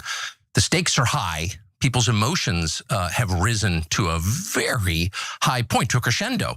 And so there's much less tolerance for any kind of dissent in the homeland. The irony, of course, is the United States fights wars on behalf of freedom, but there's always less of it here in our country during war. I would like to dispel the notion that we get involved in wars for freedom. Okay, that's not what's happening here, obviously. But also, just a quick note on the whole idea of people engaging in anti-Israel commentary because they're getting paid to do it. Okay, for the pro-Israel crowd, at some point, you have to actually engage with the substance of what people are saying instead of just blowing it off as, oh, they're probably getting paid by Qatar. No, you don't want to address the substantive arguments that are being made, and that's obvious. Tucker Carlson is super wealthy. And even if he weren't super wealthy coming into media, his show is incredibly successful. He doesn't need to get paid by a foreign power in order to say the correct things he's been saying so far about Israel, our relationship with Israel, and this disastrous war. Look, he made tens of millions of dollars at Fox News. No, the reason why they say that is because every Israeli accusation is a confession. 100%. Israel literally pays influencers here $7,000 a pop. They are buying our media. Larry Ellison is, TikTok, CBS, CNN, etc. They're not making good on those payments, by the way, and they're getting sued. But okay, continue. good. Oh wow, the Israelis betrayed you. That is so stunning. I love it. Yeah. Oh, they didn't deliver on their promise of paying you, huh? Well, that is super surprising. So yeah, they do that accusation because they think, well, why else would you do it? We're all crooks who serve Israel because we got paid to, and the politicians and the media. So they assume that others must also be doing that. No, there's a thing called patriotism. I know you don't know anything about it, and like you don't care about the truth, you don't care about Americans, but other people in this country actually love this country and care about it, and we don't want our troops dying. We don't want to waste our entire fortune on Israel. But since you're all crooks who work for them, I know that's a foreign concept to you. But even if if you think that is the case, you still have to address the substance of the arguments that are being made. And it's just so lazy, it's so pathetic. The thing is, they don't have an argument. They can't refute the claims that are being made. So it's like, oh, he's paid, it's Tucker Carlson, which it's a little bit of a clever insult. I don't think so at all. I think it sounds super dumb. Anytime somebody says Tucker Carlson, I think, oh, that's a person literally being paid by Israel to betray America. No, I think that too, but Carlson just sounds funny. That's all I'm saying. Okay. Now, as you said earlier, Cenk, there are certain people who were very happy to hear what Tucker said there, including Laura Loomer, unsurprisingly, who says, I can't wait to see Tucker Carlson go to prison. Yeah, likewise. Yeah. Okay, not for Tucker, but one day, Laura, one day. Even Israelis are weighing in on this. So Israel's special envoy for trade and innovation weighed in to give the Trump administration its orders. Tucker Carlson should be arrested and tried for treason. Oh, we'll take it under consideration. Yeah, that's an Israeli. How about Yeah. you shut the F up? How about anybody who listens to you should literally be arrested for treason because they would be a foreign agent taking orders from a foreign government, the thing you're charging Tucker Carlson with. Now, here's the thing though. Axios bullet point compiler Mark Caputo says that the White House denies Tucker's claims. Okay, so he says, specifically, I'm told there's no CIA investigation of Carlson. In his meeting, the two politely disagreed, meaning Tucker's meeting with President Trump. They disagreed and Trump held to his position. Iran was a threat and didn't mislead him. Said one source, Trump wasn't participating in an op. Okay, so what is he referring to about Trump not participating in an op? I do believe that this, I don't know if Trump is part of it, I doubt it, right? But when we talk about the deep state, it does seem like there's some sort of concerted, organized attack against Tucker Carlson, because as soon as that video came out, there was a message that the pro-Israel crowd was putting out that was very similar, right? So let's go to Shabbos Kestenbaum. Okay, that's the former Harvard student who's a propagandist for Israel and one of the most dishonest and disgusting people I've ever had the displeasure of having to interact with. He says, on January 17th, I called a friend of mine at the White House to express concerns about Tucker Carlson visiting the Oval Office. Who the F are you? Yeah, to who like are you? gatekeep who the president can talk to. Like, who are you? Like, okay, but let me continue. She answered rather cryptically, quote, just trust the plan. Little did I know, the plan meant, we know Tucker is speaking to the Iranians, so we're using him as a useful idiot to bait the Ayatollah and kill the IRCG leadership. Oh, and then we'll arrest him for espionage when this is over. So wait, you're now coordinating with the White House, this Shabbos Shalom guy or whatever his name is. Kestenbaum. Okay, yeah. And so you guys are coordinating to figure out how to help Israel and catch an American media and use an American media guy as a casualty of your secret plan to help Israel. But he's the one working with a foreign government? I know, it's amazing. Shabbos has never defended any country but Israel in any of the debates we've ever been in. It's always like, Israel's the greatest. Israel's never done anything wrong. You're the most moral. Everyone who is opposed to Israel is an anti-Semite, and they should all be canceled forever. So now this guy has enough access to the White House where he's doing secret plots on behalf of Israel. I mean, it doesn't get any more ironic than this. There's Avi Yamini, who's not even an American, he's in Australia apparently. He says this photo is hilarious in hindsight. Trump knew Tucker was talking to Iran. So he invites him to the Oval Office before the strike, knowing Tucker will run straight back and relay it. Iran sees this photo, thinks Tucker has Trump's ear, thinks Trump is bluffing. Meanwhile, and then he basically repeats the same alleged plot that Shabbos Kestenbaum put out. So my point is, Cenk, immediately after Tucker comes out with this video, you have the pro-Israel crowd coming out with similar tweets or posts on X, which communicates to me that this is orchestrated. And look, it's not like the Trump administration hasn't gone out of its way to violate the speech rights of Americans and green card holders if they dare to be critical of Israel. In fact, here is Secretary of War, I should say, Pete Hegseth, essentially chiding the media for its coverage of the Iran war. Apparently the White House doesn't like it. It's not favorable enough. They're totally okay with like speaking out against the media, attacking them. Here's the latest example. Some in this crew, in the press, just can't stop. Allow me to make a few suggestions. For example, a banner or a headline, Mideast war intensifies, splashing on the screen the last couple of days, alongside visuals of civilian or energy targets that Iran has hit, because that's what they do. What should the banner read instead? How about Iran increasingly desperate? Because they are. Or more fake news from CNN. Reports that the Trump administration underestimated the Iran war's impact on the Strait of Hormuz. Patently ridiculous, of course. For decades, Iran has threatened shipping in the Strait of Hormuz. This is always what they do, hold the strait hostage. CNN doesn't think we thought of that. It's a fundamentally unserious report. The sooner David Ellison takes over that network, the better. You guys didn't think about the Strait of Hormuz, which is why Iran has effectively shut it down, you moron. And then on top of that, Iran increasingly desperate. You guys are begging other countries to join the war because the US is increasingly desperate. What are we doing here?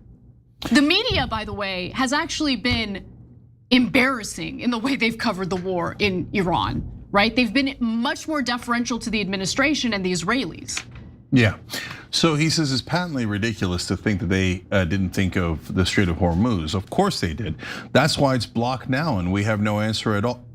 Oh wait, it doesn't look like we had, if we had any plans at all, apparently they were terrible plans, because Secretary of War Hegseth, is the Strait of Hormuz closed or isn't it? Yeah, we're not gonna take advice on how to do our jobs from a drunk who can't do his own job. How about that? Look, there's a bottom line here. Right now, the president, Caroline Levitt and others are begging our European allies and our Asian allies to come help us with the Strait of Hormuz because it's closed and we don't know how to reopen it. So the only thing that's patently ridiculous is that Hegseth has any idea what he's doing. Okay, now to the larger point here about Tucker.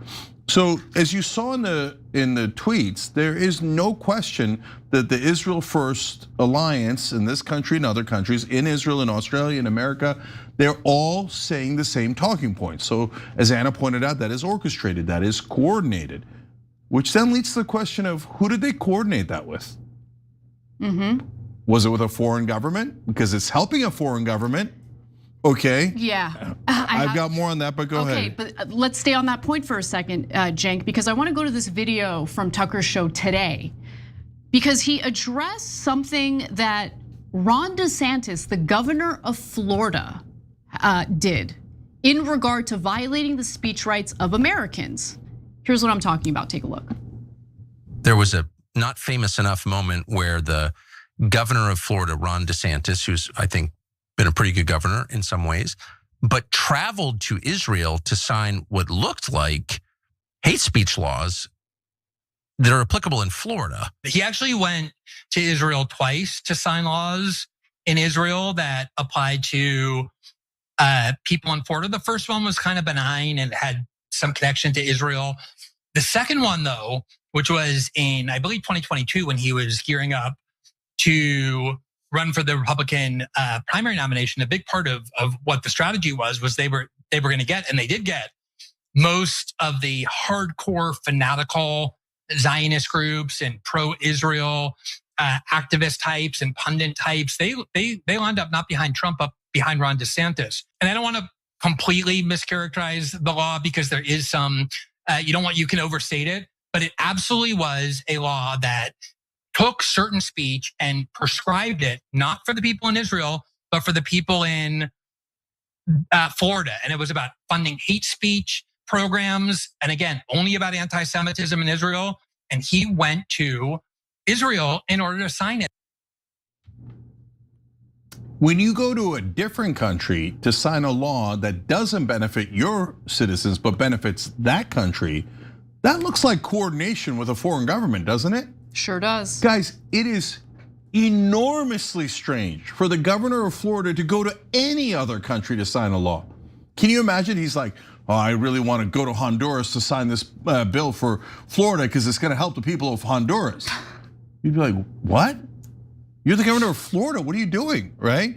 But when it's Israel, all of the press and all the politicians go, attaboy, way to serve Israel. Okay, no, there's assets all over Washington that work for Israel. And it is exceedingly obvious, and a lot of the governors, over 30 of them have passed laws that limit American speech rights.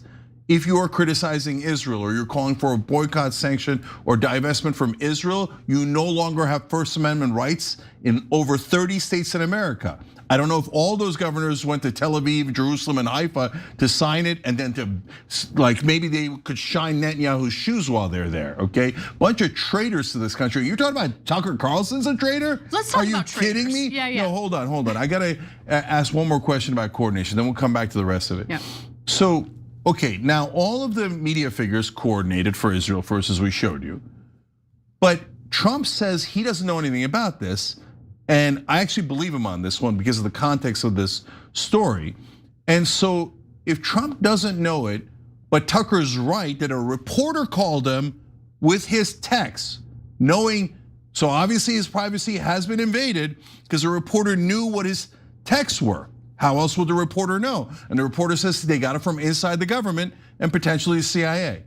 So are there people inside the CIA and the Justice Department also coordinating with those same media figures and that same foreign government?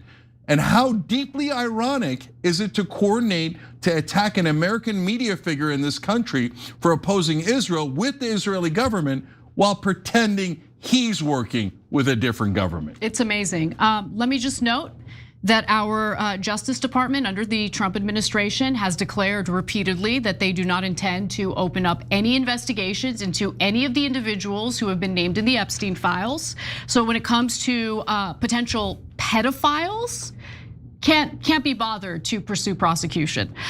When it comes to the US ambassador to Israel, Mike Huckabee, his secret meeting with convicted traitor to the United States, Jonathan Pollard, something that the US, the White House was not informed about ahead of time. It was a secret meeting, no punishment whatsoever. He literally met with a convicted traitor to the United States. To coordinate.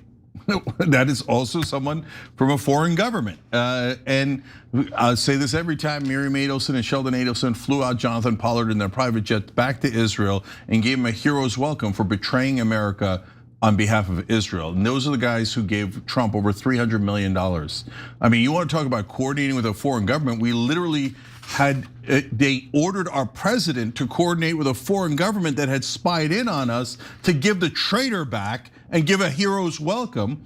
But one last one, Lindsey Graham, practically bragging about how he went to and talked to the Israeli government and Netanyahu and gave them advice on how to convince the American government to go into this disastrous war. Well, that is obviously coordinating with a foreign government to influence our government's actions. But they admit their treason in front of everyone, but since almost everyone in Washington is a traitor and works for Israel, everybody goes, oh, that's normal. That's normal. It's not at all normal. Yeah. And those same liars in Washington today pretending to be outraged potentially at Tucker Carlson. Can you believe that he might be working with a foreign government? You're all working for a foreign government. In fact, when people announce it and declare it in front of everyone, you congratulate them rather than going, hey, wait, isn't that illegal? All right, we got to take a break. When we come back, we'll talk a little bit about what's currently going down in Gaza. The bloodshed continues there. Don't make the mistake of thinking that it's ended. Unfortunately, everyone is distracted from it, but we'll stay on the story and give you the latest details. Come right back. They want to make you drink Starbucks every day from now until forever.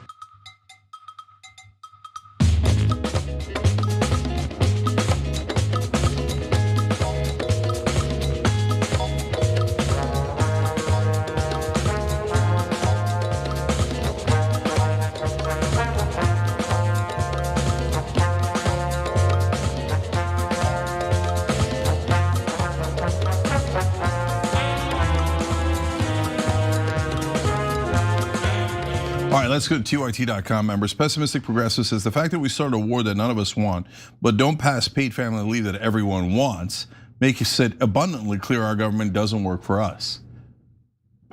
$1,000,000,000%. I actually thought that interview that I did with this New Hampshire state rep was so clarifying, where she went to her own Democratic leaders in the state and said, why don't we pass paid family leave? It's super popular. And they're like, shut up, you're helping the Republicans. Why would I be helping the Republicans? Because if you try to pass anything for the American people, they'll blame us for it. Why would they blame us for helping the American people? And so what if they do? Why don't you fight back? If you can't win on something that has 84% of popularity, you're a miserable loser, which defines 100% of Democratic leadership all across the country. All verifiable, pathetic losers who don't serve the American people or the Democratic voters at all. But they're busy serving Israel nonstop. Anyway, SM says, I wonder if Jan 6ers will Jan 6 again when they cannot no longer afford the groceries. Well, look, I'll join them. I'll do a prediction for you guys.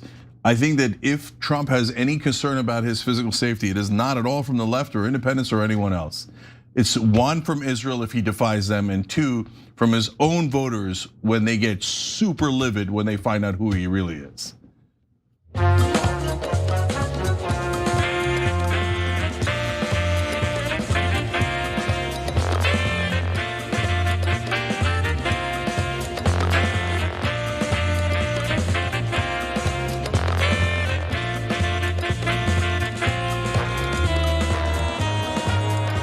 All right, back on TYT, Cenk and Anna with you guys. Also, JS Die 28556 and Scott X70. You guys are awesome for signing up through tyt.com/join, and that way during the breaks you can read. You'll hear us reading member comments instead. All right, Casper. All right, I don't want to go to the cold open, guys. I should have communicated that earlier, so I'll just start with this. Just yesterday, 13 Palestinians were killed in airstrikes in the Gaza Strip, including 2 young boys, a woman pregnant with twins, her partner, a 10-year-old boy, and 9 Palestinian law enforcement officers. Now, we'll get to more details in just a second, but Cenk, the bloodshed in Gaza continues, yet we keep pretending as though the Israelis are the good guys. Yeah, so they ran out of excuses. They said, oh, we're doing this because they attacked us 17 years ago. Oh, we're doing this because they still have hostages. Well, the hostages are returned, all the excuses are out. They're like, never mind, we're doing it to slaughter them and steal their land. So we're gonna show that to you now from the merciless, endless war and genocide creating Israelis. And they have also moved on to doing the same in Lebanon, as Israel's politicians are saying openly, candidly.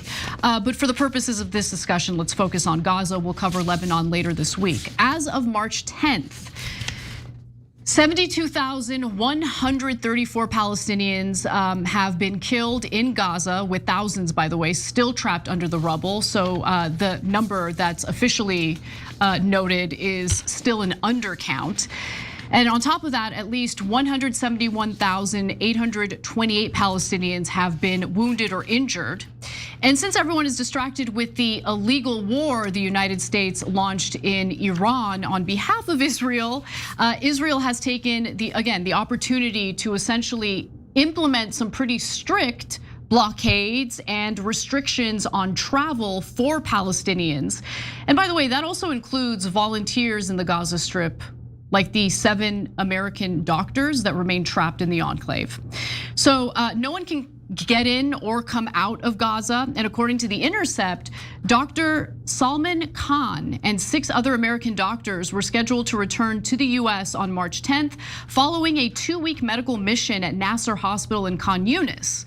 The group has been blocked twice from leaving the territory, with Israel's border security officials citing a security assessment without further explanation. Well, they're above the law, so who cares if American doctors are trapped in Gaza and could potentially get killed by the Israelis as a result of that. Now, Kogat, the Israeli military unit that controls the borders between Palestine and Israel, confirmed it had closed crossings into Gaza due to the ongoing missile threat and said the restrictions are temporary and meant to protect people's safety. It refuted claims that it was blocking doctors from leaving Gaza to harm its civilian population. I choose to believe the American doctors that remain trapped in Gaza. The Israelis can't be trusted. They are notorious liars, and they're lying about this. Al Jazeera noted that right now there are more than 20,000 sick and wounded Palestinians on waiting lists for medical treatment that's unavailable in Gaza. They need to travel outside of the enclave in order to get that medical attention. 4,000 of those individuals are cancer patients. Maybe Susie Wiles would have a little more sympathy for these Palestinians, considering she was just diagnosed with breast cancer, but who knows, that remains to be seen. She won't, of course, because they don't see these people as humans. Because the American leaders and individuals who fill the halls of power in the United States are absolute monsters, and they don't see Palestinians as human beings. There are also nearly 440 cases classified as immediately life-threatening. They need to get out of the enclave immediately for medical attention, but they're being blocked from doing so. And because of these restrictions, they can't get out. And since the start of the genocide, the Israeli government and the IDF have essentially weaponized these blockades to further punish Palestinians and further their war aims. So the war in Iran gave them another excuse to do this. Once the US and Israel began their war on Iran, the Israeli government once again shut all aid crossings into Gaza. Food has been allowed through a single border entry point, the Kerem Shalom crossing, but the amount of aid allowed in is well below what is needed, according to the United Nations, which I believe is very much intentional. Starve people to death. I mean, Israel literally blocked all humanitarian aid into the Gaza Strip for 3 months straight. And by the way, let me remind you all, this is supposed to be happening during a ceasefire. Right? Like there's supposed to be a ceasefire at play. Hundreds of Palestinians have been killed by the Israelis since the ceasefire. And according to Gaza's Ministry of Health, nearly half of all essential medicines totally out of stock. 2/3 of medical supplies have run dry. And those who are in line for aid, as we've learned in the past, are in line at their own peril. I'm gonna show you footage. Let's put the video up and I'll explain what it is as you're watching it. So the footage that you're viewing right now was leaked to the public by David McIntosh, who worked at an aid distribution site in Gaza. This was specifically the aid distribution sites that were run by the Gaza Humanitarian Foundation. And what you witness in this video is lines of Palestinian civilians who were being shot at by the Israelis as they were desperately waiting in line for food. So to the scumbags over at the Free Press, who do nothing more than perpetuate propaganda on behalf of Israel, making it seem as though the Israelis are the precious victims in this mess. You got anything to say about the video that we just showed you, or no? These people are making me sick. No, they were, the Palestinians purposely ran in front of the Israeli bullets. Of course, it's always their fault. Yeah, to try to get the Israelis to run out of bullets. Yeah. So that's why Israel's actually the real victim here, as they were slaughtering innocent Palestinians looking for food because Israel had earlier starved them and their children. So that leads us to a couple of important things here. Number one, Israel never follows through on a ceasefire. Never. I've never seen them follow through. Okay, so they said did a ceasefire with Hezbollah in Lebanon, violated it over 1,000 times. They bombed Lebanon over and over and over again. You know how many times Hezbollah did before this Iran war? 0. They actually followed the ceasefire, even though Israel violated it over 1,000 times. And there's supposed to be a ceasefire in Gaza, and they're supposed to give the 53% of Gaza back. Don't be ridiculous. They're never gonna give it back. They stole it. They're thrilled that they stole it. They're in the middle of annexing the West Bank right now, and they're violating the ceasefire, and they're back to starving the Palestinians.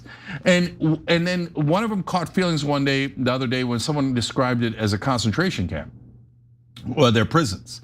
But in reality, the occupied territories are one giant concentration camp. Anytime, they'll say things like, oh, we gave Gaza back in 2005 to the slaves we've been imprisoning there forever. But they didn't even appreciate it, okay? They didn't give anything back. They couldn't control their own borders. They didn't have any military. And anytime Israel wanted, they could cut the electricity, the water, the food, the medical supplies. And they did repeatedly. It was a giant concentration camp where they could brutalize, humiliate, oppress, and kill those citizens anytime they like. And they did it again and again, and they're doing it now. You know who keeps 4,000 cancer patients who have to leave to save their lives? Loathsome genociders? Nazis do. Yeah. Okay, so like regular human beings go, oh my God, that kid has cancer. We gotta let him out. But Israelis, the new fascists of this world, go, no, we don't care about kids. We don't care about cancer patients. Let's start starving them and murdering them and never following through on a ceasefire and grab more land as we pretend we're doing self-defense. And we'll get our lying jackals in the American press to pretend we're the victims. Everyone on TV is a giant liar. Almost all of them are working for Israel. I mean, I got set off earlier when one of our members reminded me that Rachel Maddow, so-called progressive on MS Now or later or tomorrow, saying like, oh, you know, we're really going to this war to help the Gulf states. Right. Oh, come on, Rachel. I'm sure they feel. Jesus. I'm sure they feel helped. What part of your check was given to you literally by Netanyahu? That's amazing. Anyway, so whatever. She gets paid tens of millions of dollars to spread those outrageous lies. So, and I give you that as the person who's supposed to be the most left wing on the most left wing channel in mainstream media. And what do we have? Nothing but propaganda for Israel. So 10 years from now, I guarantee you that Jewish leaders in America, I don't mean normal Jewish people, they didn't do anything wrong, nobody coordinated with them, nobody called your local accountant or your lawnmower guy or whoever, right? But the leadership, the head of the ADL, et cetera, and the heads of the AIPAC, well, not AIPAC, they'll never apologize, okay? But I guarantee you 10 years from now, they'll be like, oh, we didn't know. No, you know, we were actually against the Netanyahu government the whole time. Did you know we were actually against Netanyahu? No, you know, no, we didn't know. Well, if you didn't know that you were murdering and slaughtering and starving these people, you might want to listen to the people telling you, but instead of listening to them, what did you do? Anti-Semites, destroy them on behalf of Israel. That's Jonathan Greenblatt and most of the Jewish leadership, if we're being honest, not most of the Jews at all, but the leadership here in this country has been in favor of genocide, disgusting wars, and doing whatever Israel commands of us, and they should be filled with shame. Yeah. Instead of saying never again, they're like, do it again and again and again. Okay, that's what they're saying as they slaughter these innocent people. All right, we got to take our final break. When we come back, we'll talk about micro penises, literally.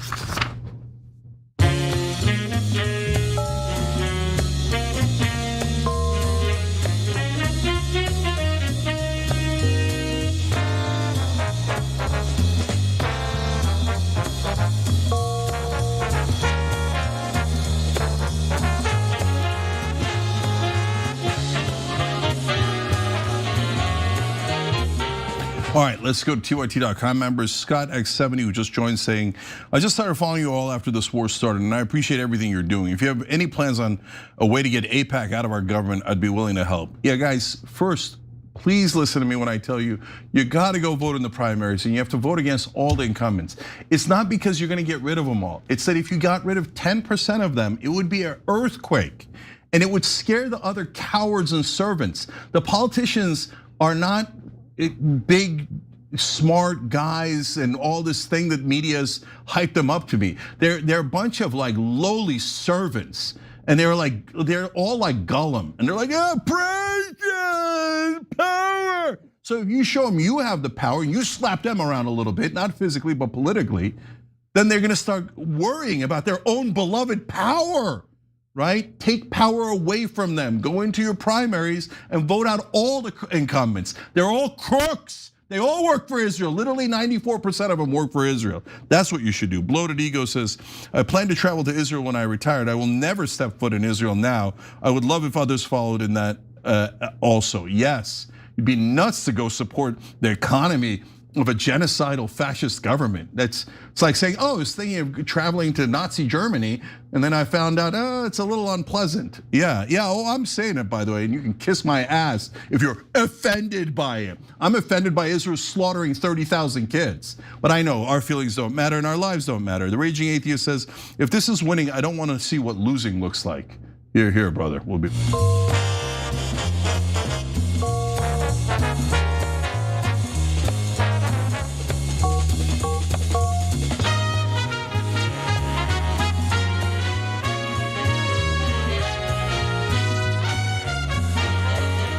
All right, back on TYT, Cenk and Anna with you guys. Rose Orozco says on Super Chat, happy birthday, Cenk.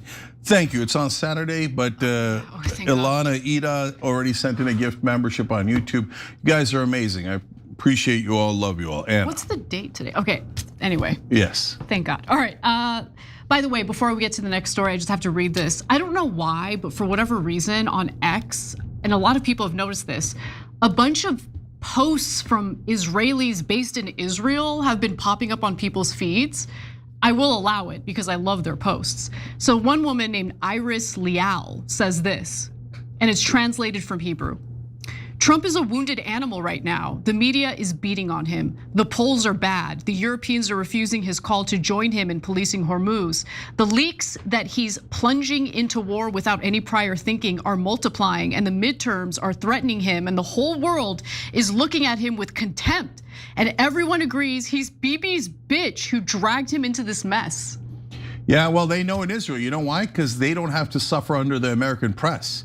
The Israeli press is varied and pretty rich and full and gives you a lot of different angles to this war and international relations and to the Israeli government. Yep. Here in America, we have the worst press in the world who are loyal to the Israeli government. And so our people watching TV here are so much more ignorant than actually the people in Israel who are getting a variety of news. Yeah, not only that, guys, Israelis based in Israel are mocking our president for being their leader's bitch. Congratulations, America first. All right, let's get to our next story. I'm a Klan member, I'm a neo-Nazi, I'm a grifter, I'm an anti-Semite. I'm reading here, I'm quoting from Mark Levin. I'm evil, I'm a narcissistic lunatic, bottom feeder, sicker, a disgusting fraud, hateful propagandist, low-life, sleazy, mentally unhinged, lunatic, pathetic, flailing, disgraced. I mean, I could keep going. Mark Levin has tweeted about me at least 111 times just over the past few months. I've risen up here or there to say, would you stop? Well, the so-called MAGA civil war continues.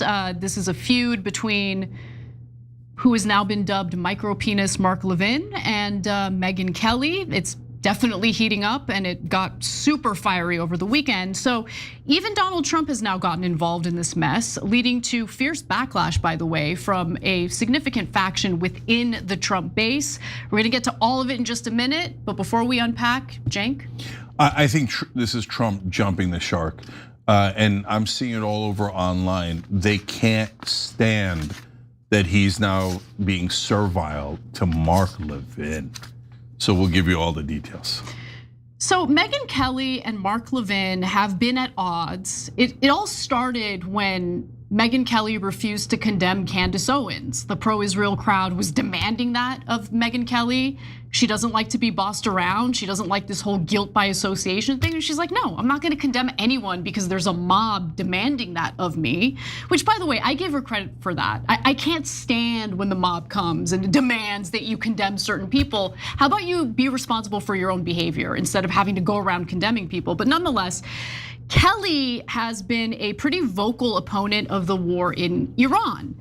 And she does maintain that the 13 American service members who have died so far in said war should not have died in a war on behalf of Israel. Now, Israel zealot Mark Levin hasn't been very happy about this commentary.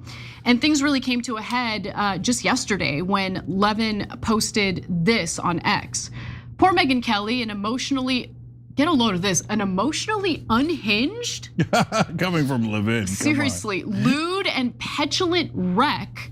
She's completely revealed and destroyed herself. She's everything people say she is, but much worse. Never an intelligent, thoughtful, or substantive comment. Utterly toxic. Utterly toxic. You're like advocating for the mass slaughter of children because they're Muslim. Yeah, I mean, he's totally described himself. Constantly lewd, toxic. Every accusation. Totally, and not remotely intelligent. The only person who calls him intelligent is him and Sean Hannity. Yeah, seriously. Like, no, that's it's true. it. It's true. Like the two dumbest people in America. Now, Megyn Kelly did respond, okay, and she did make it a little bit personal, just a little bit, very little bit. She says micro penis Mark Levin thinks he has the monopoly on lewd. His tweets about me obsessively in the crudest, nastiest terms possible, or he tweets about me in the nastiest, crudest terms possible. Literally more than some stalkers I've had arrested. He doesn't like it when women like me fight back because of his micro penis. By the way, gentlemen, it's okay. You know, it's all about how you use it. Size doesn't necessarily matter all that much. But I move on. Further, she writes, we just went back and counted. Micro penis Mark Levin has crap posted about me over 100 times since November. I've responded a total of 6 times. Starting with asking him to tone it down, saying he's going to get someone killed. In response, he amped up his attacks tenfold in the nastiest, most personal, misogynistic, vile terms possible on his show and on X. Fox News allows this. Micro P is obsessed. It's sick. Micro P is definitely obsessed. I mean, all he does all day is post about Tucker Carlson, Megyn Kelly, Candace Owens on X and how they need, and you, demanding that Cenk get deported. No, he's an American citizen. Dozens of times. Yeah, he's an American citizen, more American than you are. Let's be clear about that. Oh, it's not even close. I don't hear Cenk lobbying on behalf of Turkey all day. But Mark Levin, on the other hand, all he does is lobby on behalf of Israel. How exactly are you more American than Cenk is? Yeah, no, he no matter what I say, he says deport on almost all of my posts. And so I'm like, okay, and including as I mentioned earlier in the show, I said, why doesn't Israel send in the 5,000 ground troops instead of us? Why do we have to die for Israel? And he's like, deport! Yeah. Because he thinks Americans should die instead of Israelis. We're just cannon fodder, right? But so when all is said and done, we should have a conversation about who to deport. Now, Kelly went on to speak about why she finally spoke out against him on her show this morning. Let's take a quick look at that. I've risen up here or there to say, would you stop? In the beginning, I said, please stop. You're gonna get someone killed. I was talking about Tucker because he was so nasty. I was calling him an anti-Semite, neo-Nazi. Me too. Grifter, neo-Nazi, like I'm a neo-Nazi. Okay, Mark, sure. And it was very close in time to when Charlie was assassinated. I begged him, just please stop, stop. And the reason he's coming for me is because I do have an audience and he's very, very angry about that fact. But finally, I had enough. I mean, it is true. The reason why people like Tucker Carlson and Megyn Kelly are being targeted by people like Mark Levin, who want nothing but propaganda in favor of Israel, is because they are influential, they do have large audiences, and God forbid they think for themselves and have concerns about our alliance with Israel and don't want to go to war with Iran on behalf of Israel. Now, at this point, believe it or not, Donald Trump, the president of the United States, jumps into this whole debacle to put out a lengthy statement in favor of Mark Levin. Let me give you a few excerpts.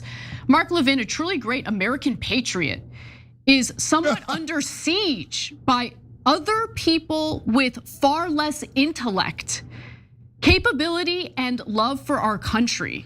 Can you pause for a second, Anna? Trump didn't write that. Trump didn't write this. Okay, you could tell because the capitalizations are not random.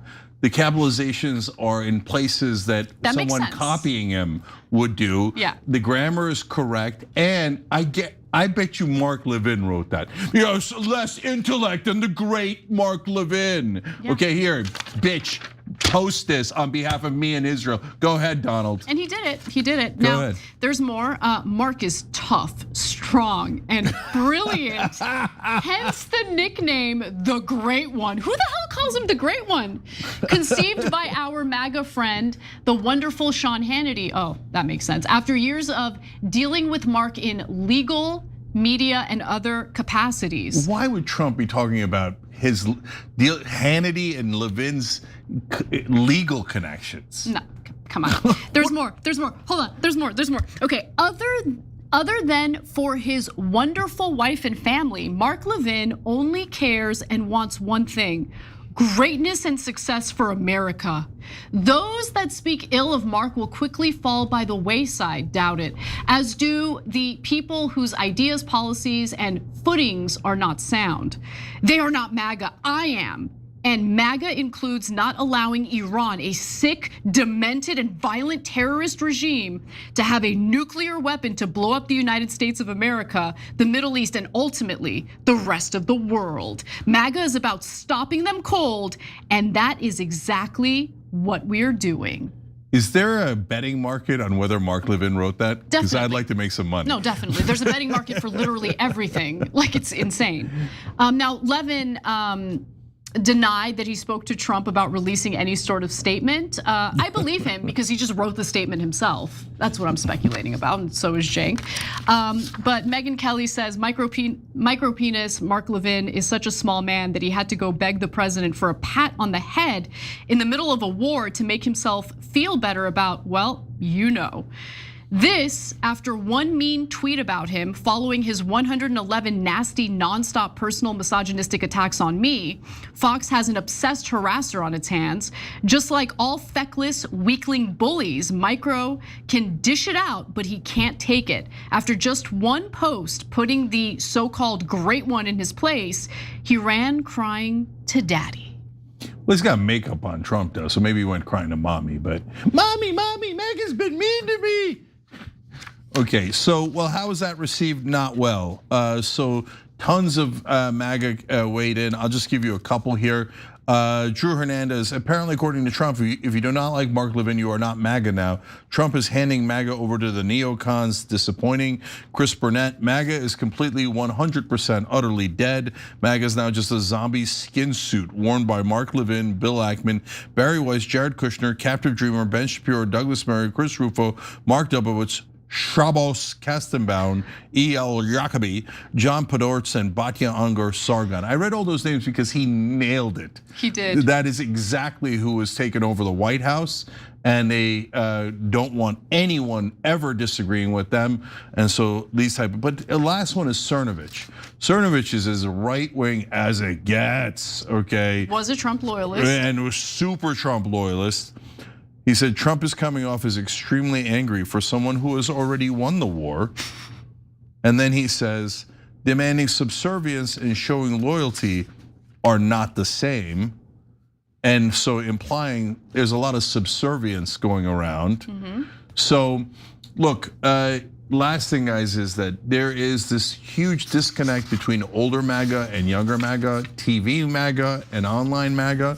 So Tucker Carlson, Marjorie Taylor Greene, Tom Massey, Megyn Kelly, now Alex Jones just came out, joined them, right? Now Cernovich, etc. All of those guys are online and have a younger audience, under 55, and they almost all universally hate Israel now because they actually believed in America first, right? But TV still has older MAGA, and they're still getting the brain rot of Fox News injected into their heads every day.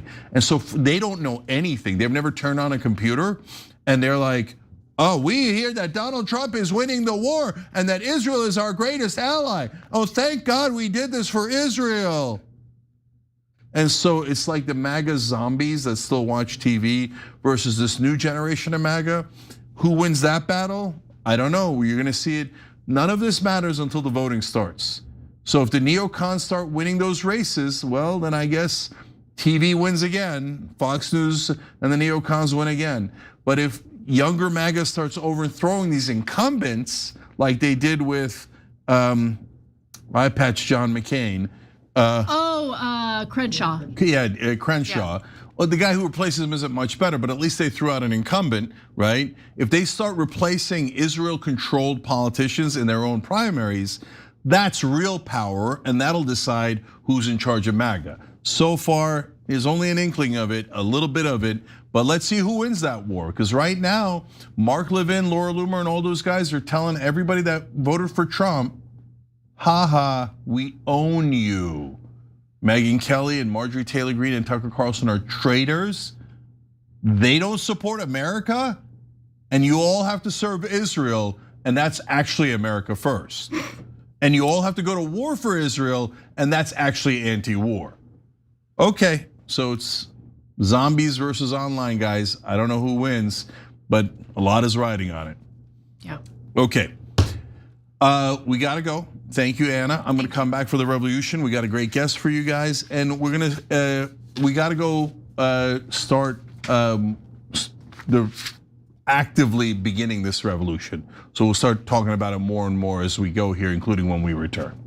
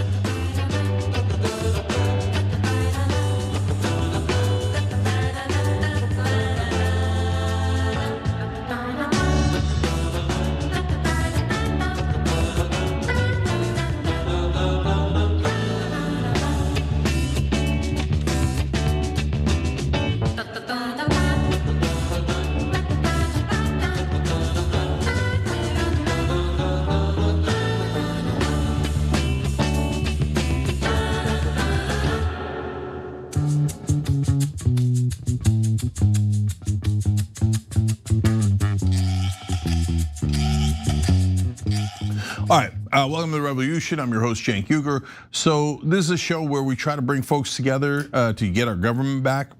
So we recently, in order to do that, we have to have fair elections, real elections, so that we know that our voice counts. So on Friday, we had a power panel with Marjorie Taylor Greene and Nina Turner, and they had a little bit of a disagreement about the SAVE Act. So we want to bring on an expert. We're going to talk to Rebekah Caruthers. She is the president and CEO of Fair Election Center, that is a national and nonpartisan voting rights and election reform organization. Rebekah, welcome. Thank you. All right, so before we get to the SAVE Act, let me ask you, what are you concerned about in regards to these 2026 elections? It depends on the day. If you would have asked me a couple months ago, I would have told you, there's a possibility that ICE is going to show up to polling locations. If you would have asked me the next month, I would have said, hey, you know what? There's some changes to the US Postal Service. And now there's going to be delays of postmarking mail, including ballots. If you would have asked me the following month, I would have said, you know what? I am concerned about some crazy executive order that this administration is going to send out, and they're going to try to take over elections. So I would say in the last week, I've been concerned about all three things, and I'm convinced there's going to be something worse. Yeah, so the thing that I'm most concerned about is nationalizing these elections, grabbing the federal government, grabbing voting, stations, booths, machines, and so that's super extreme. But could they physically do it if they wanted to? And then how do we fix it legally if they physically grab the machines? So here's the thing, according to the Constitution, and by the way, we still have a Constitution here. According to the Constitution, states determine how elections are going to be carried out. The only thing that you see in the Constitution is every 4 years, the first Tuesday after the first Monday in November, there's to be a presidential election, right? And so what we know is that states get to determine, how they're going to have elections, whether or not they're going to use paper ballots, whether or not they're going to use machines, whether or not they're going to have tabulation machines to add up the Scantron ballot. So states make that determination. And even across all 50 states, plus the District of Columbia and the other territories that cast ballots, there are still upwards 9,000 voting jurisdictions in this country. There's thousands in the state of Wisconsin alone. And so the only way that the federal government can do the things that this person in the White House is claiming that he could do, they would have to fiat or overrule these thousands and thousands of jurisdictions. So I would say our decentralized election setup is one reason why the president can't do what the president is claiming that he wants to do. Okay, well, seems like a bit of a relief because that's my number one concern. So now for people on the right, they're concerned that there could be fraud in elections. And so they're in favor of the SAVE Act. So if you're talking to them, what would you say about the SAVE Act as to why they shouldn't be overly concerned about voter fraud, if that's what you think, and why the SAVE Act does or does not address voter fraud? So according to the Heritage Foundation, over the last few decades, less than 100 people who weren't actually able to register the vote and then attempted to cast a ballot, but all of them were found out. So if you're telling me over the last 30, 40 years, less than 100 people across the country, according to the Right's Own Heritage Foundation, has attempted to commit this type of fraud, has attempted to pretend to be someone else in order to register to vote and then to cast a ballot, then that lets me know that our current system is working. And so if your point of view, if your worldview is that we ought to have small government, and if your point of view is that we shouldn't waste taxpayers' money, then why have additional burdensome federal regulations that will actually cost local election officials, state election officials? It will cost them lots of money and lots of time. In fact, the SAVE Act says that if you don't correctly get the required documents on someone who's actually legitimately able to register the vote, and you register them to vote and you miss a step, you could face civil penalties. You could even face criminal penalties, i.e. go to jail, go to prison. So I would say that if you care about small government, if you care about being fiscally responsible, then it needs to make sense. And the SAVE Act simply doesn't make sense. And that's what the Heritage Foundation's data. Yeah, so Rebekah, here's the thing. So your facts are just true about 100 people out of 350 million Americans over 30 to 40 years. That's a microscopic amount, and they were caught, right? So let's say that some weren't caught, but it gives you a sense of the context of the problem, not an overwhelming issue, it would appear. I know others have heard things on Fox News that no one's ever been able to prove, but they're worried about. And I hear what you're saying about, okay, it costs more. But what a lot of, not just people on the right, but independents and podcasters would say is, yeah, but why not have voter ID? I mean, that seems fair and that you get to verify. So what's the, okay, if you're telling me it costs a little bit more, fine, I'll pay a little bit more to make sure that there's no voter fraud. What's wrong with that argument? So if this was just as simple as proving that you are who you say you are in order to register the vote, and then in turn proving that you are who you say you are in order to cast your ballot, then the current system works. Right now, across the thousands of jurisdictions that administer elections, they make the determination on whether or not someone is actually eligible to vote. Once they make that determination, then that person's able to register the vote. They are then, once they're registered to vote, they're able to cast their ballot when it's time to cast the ballot. So these things are working already. So if these things are already working on the state and local level, why is the federal government coming in and attempting to restrict who gets to vote? After all, the only times where we've seen the federal government get involved with elections, including local and state elections, has been to enforce voting rights. What we're seeing here is a demonstrated effort to restrict and to determine who gets the right to vote. When it's the states that make that determination, not the federal government. The federal government is trying to kick people out. So I would tell those people on the right, look, right now, it might be the person who you voted for in the White House making this determination. What does this look like if the person in the White House is not who you voted for? Do you want that person all of a sudden arbitrarily kicking you off of the voter rolls? I would think not. So I know that in the SAVE Act, you have to have not a driver's license, but a passport or birth certificate. And so 50% of the country doesn't have passports. By the way, probably slightly more Republicans don't. And 9% of people in the country don't have birth certificates. So that just means they have to go through an extra expense and time to get those things. And then they might not get it in time to vote. But now people are saying, you know, that might affect Republicans more. Their voters are slightly older, and they can kind of get discombobulated by this. And especially within the Republican primaries, the status quo guys, the Trump guys are older. The like MAGA rebellion is younger. So this might actually hurt Republicans more. Does that convince you that maybe we should do some of these things? So at Fair Election Center, we're a nonpartisan organization.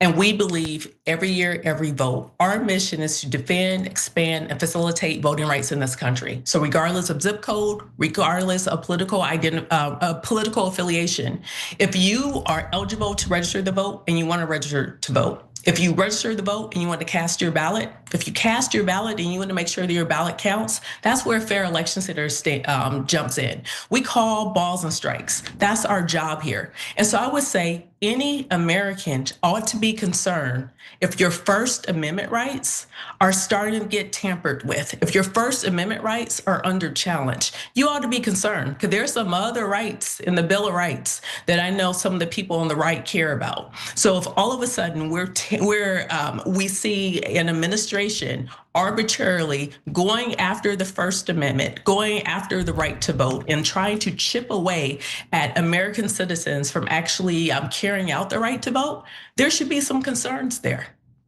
Yeah, that makes sense. If you're nonpartisan, of course you want everybody to vote, right? And vote as much as possible, and it doesn't matter which party it helps.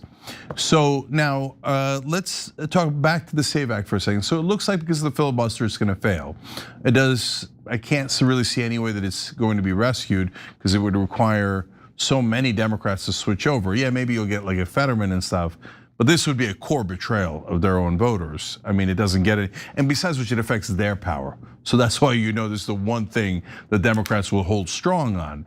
So, okay, with the SAVE Act potentially going down, without being really able to seize all the voting machines, is there much left to be overly concerned about in this upcoming election, or does it look like it might come off okay? So let's not assume that the SAVE Act just goes away. Because we understand, like I used to work on Capitol Hill. I worked for the late Congressman John Dingell.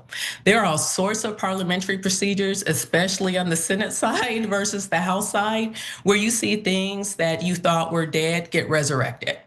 And so I want people still to be vigilant because there's still continuing resolutions, there's still budget bills, there's still ways to attach pieces of the SAVE Act. So I want people still to activate, to call their senator, to make their voices heard. Don't just believe the rhetoric that you're hearing from Washington right now, that the SAVE Act is dead on arrival. You're gonna have to stay vigilant about it because one thing that we know is that even if it fails during this Congress, it's going to be introduced again in the next Congress. And so this is going to be something that those who support voting rights in this country are going to stay vigilant and keep fighting back. The second thing that I will say, pay attention to the states. Because we just saw that the Florida legislature just passed their own version of the SAVE Act. It goes into effect in 2027. We also see in other states that it has passed one chamber or it's moving through different committees. So I need people to pay attention. We see in South Dakota, we see in Missouri. I think there's another half a dozen states where we're seeing this wash, rinse, and repeat bad voting legislation that's being introduced. Yep. And look, from my point of view, it's totally nonpartisan because I want everybody out there voting that's eligible to vote, and both parties don't want that. Republicans don't want it in the general election when it comes to some areas that happen to be Democratic, right? And a lot of voter purges of the voter rolls. Wisconsin. Yeah. So that happened, and that continues to happen. But on the other hand, Democratic leadership does not want you to vote in primaries. They hate it when you vote in primaries against incumbents. So defy both parties. Make sure you go out there in primaries and general elections and make sure you keep voting. All right, Rebekah Caruthers, President and CEO of Fair Election Center. Thank you so much for joining us. Really appreciate it. Anytime. All right. Glad we checked in on that. I feel a little bit better. Guys, so we've got a little bit of time left. So what I'm gonna do is I'm gonna read some of the comments left over from the show, because one of the things I wanna do, and we'll start doing this more and more on the Revolution. We've had a lot of guests, but I wanna transition back to interacting with you guys more. And so we'll do a mix and a balance of it. And so if you have any good ideas on how we can encourage everybody to vote in the primaries, vote against incumbents, operationconsequences.com, populistplank.com, whatever you think is an interesting way to spread the message, because we need everybody voting in the primaries. We need Republicans voting in the primaries. We need Democrats voting in the primaries, because the incumbents have a huge advantage. And the more people do not participate in the process, the bigger their advantage is, okay? So we've got to find ways together to combat that. All right, so I want to say first, Joji Mathai, thanks for joining in the middle of all this. We appreciate it. They hit the join button below. You can also do it through tyt.com/join. So let me go to some of your comments here, and then I'll react to them. Somewhat related to this, and also related to some of the things we talked about on the show. Ilana Ida asks on Super Chat, where are all the lefties who've protested against Trump for years? Is anyone demonstrating against this war? Anyone against the Israeli occupation? So this is a good question, and it totally relates to the revolution, because a lot of the groups that organize those protests on the left are in bed with the Democratic leadership. And Democratic leadership secretly wants this war. Their donors definitely want it. That's why they are not fighting against it at all. And I mean, honestly, like it's a new level of corruption and cowardice, because Schumer and Hakeem Jeffries are owned by Israel. That's obvious. And so they're gonna tell Indivisible and all the other groups, oh, stand down, don't. I'd say on TV, but they barely ever appear on TV. They'll put out a strongly worded letter going, tisk, tisk, tisk, we are against this war of Trump.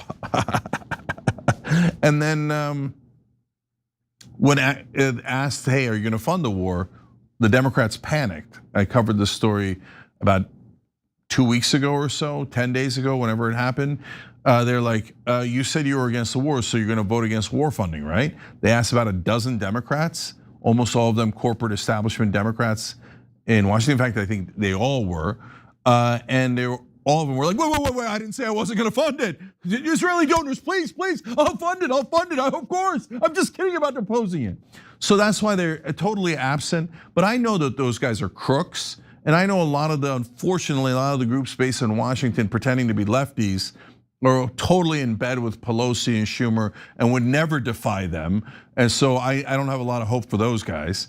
But the guys that I'm most angry at, honestly, are the so-called progressives in Congress. Other than Ro Khanna, I'm not seeing anything from the progressives. They don't take corporate PAC money. They don't take AIPAC money. So I guess they're just cowards. So I checked AOC's timeline just to be sure. Near the beginning of the war, she put out a strongly worded letter, and she hasn't done anything since. Nothing on X, nothing on anything else, nothing on TV, nothing. So believe me, guys, if they were out there fighting like hell against the war, we wouldn't miss it. It wouldn't be subtle, right? I'll say it too. I don't know where Rashida Tlaib is. I mean, of all people. So I know it's like you can't say anything about Rashida Tlaib because she's Palestinian. Where is she? Is she in the Witness Protection Program?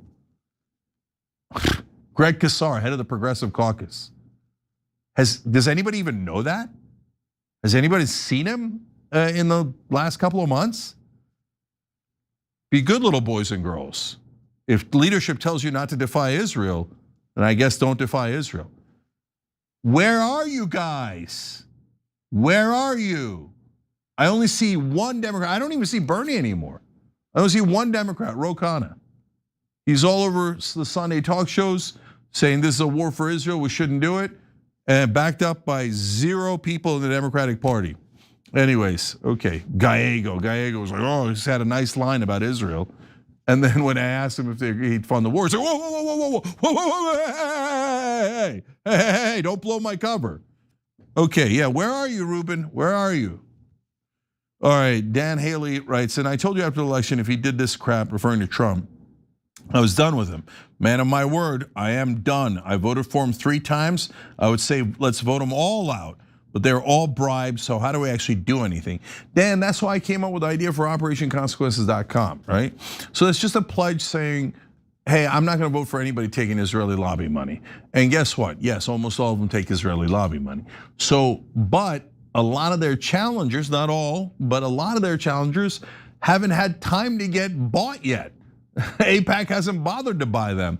Corporate PACs haven't bothered to buy them yet. So not all of them, but a lot of them. So go and blanket, sight unseen, vote against incumbents. Unless their name is Ro Khanna or Tom Massey, they've done squat against this war. I'll give Rand Paul a little bit of credit. I mean, I want to give Bernie credit, but honestly, I don't even see Bernie. I'll give Chris Murphy a little bit of credit. He said one comment against Israel, which I was like shocked by. I'm like, whoa, is a Democratic senator allowed to criticize Israel a little bit, right? Oh, Chris Van Hollen, good senator from Maryland. Okay, that brother's for real, okay? So about a handful, and then outside of that,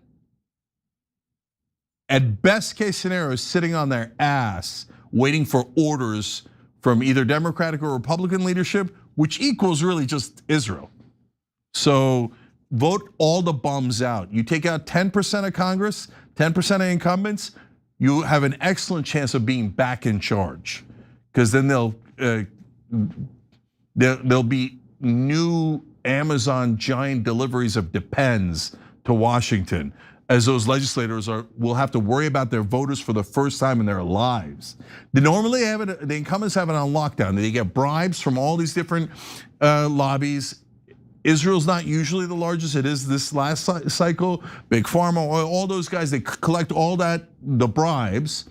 They use it to run all these ads. The guys, their challengers have almost no money. Again, Republican or Democrat, doesn't matter. They can't run any ads, but that's not even the biggest problem. The biggest problem is legacy media. Then traditional media comes in and goes, the person with the most money is the leader. What a wonderful number one leader that they are. And remember, the incumbents have a lot of experience, and experience is the most important thing. You cannot vote for a non-incumbent. They don't have any experience taking bribes from Israel or Pfizer or Lockheed Martin or ExxonMobil. How could you vote with someone who has no experience? Like, don't vote for anyone who isn't an incumbent. So that's generally the media. And tell me that you don't do that. I'll show you 1,000 articles where you do that. And they do it subtly, they do it in framing, and then oftentimes they'll do it over the top. If they've got someone who is honest and is about to win, then the media goes into hyperdrive, as they did with Nina Turner. So I'll give you, look, last one, and then I gotta get through more of these comments for you guys. But so classic example, Nina Turner, huge lead. The Israeli law in Cleveland, when she's running the first time for congressional seat, the Israeli lobby comes in, spends $4 million against her, and then they plant in the media this talking point of, she said that voting for Biden was eating half a bowl of crap. She also, but then she continued, voting for Trump is eating a full bowl of crap. Every liar in the media cut out the second half of the sentence on purpose because they're not at all objective. They're hacks who are deeply corrupt and work for the establishment and nowadays for Israel. And so they purposely lied about her to make her seem like she was more right-wing and against Democrats in general. And they smeared her and smeared her. Meanwhile, Chantel Brown came in with all the Israeli lobby money and bought almost every ad on television and every ad on the radio, so that they battered Nina Turner's lead until the pro-Israel, pro-corruption side won. So that's how this game is played, and mainstream media is a huge part of it. Look, the one thing that Trump got right, and kind of accidentally because they were against him, he has no actual guiding philosophy or principles, but in a lot of ways, mainstream media is the enemy of the people. They lie to you all the time to deceive you into voting for the very worst people, the most corrupt people. And if you think that, hey, Cenk, that's too much, that's hyperbolic. You kidding me? You work as a political reporter and you can't tell that the campaign contributions are affecting the votes? That's never occurred to you? You've never written an article about it in the middle of legislation? You never talk about it in the campaigns, in the general election? In fact, you make it seem like having more money makes you the leader and is a positive thing? And you don't think that they owe anything for those campaign contributions? Well, if you're that stupid, you shouldn't pretend to be a reporter, but I don't think they are stupid. I think they know, and they actively support the more corrupt candidates every single time, because that's literally what they're paid to do. In legacy media, they're paid to lie to you to get you to support corruption. So prove me wrong. By the way, I welcome any mainstream media reporter from New York Times, Washington Post, ABC, CNN, come on here and debate it with me. Prove to me how amazing you guys are and how objective you are. I would love to see it. I would love to have that conversation, but they won't do it because they know they're wrong and they think, oh, I am superior to you. I will not deign to debate you.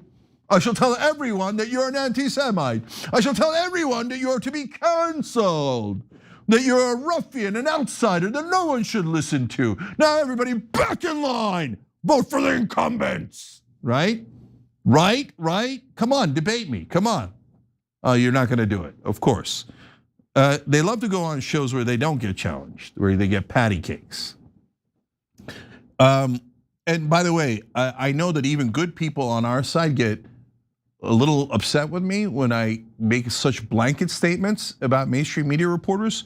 Find me one who isn't a liar, okay? And then I'll go, oh, okay. You know me, I love credit where credit is due, okay?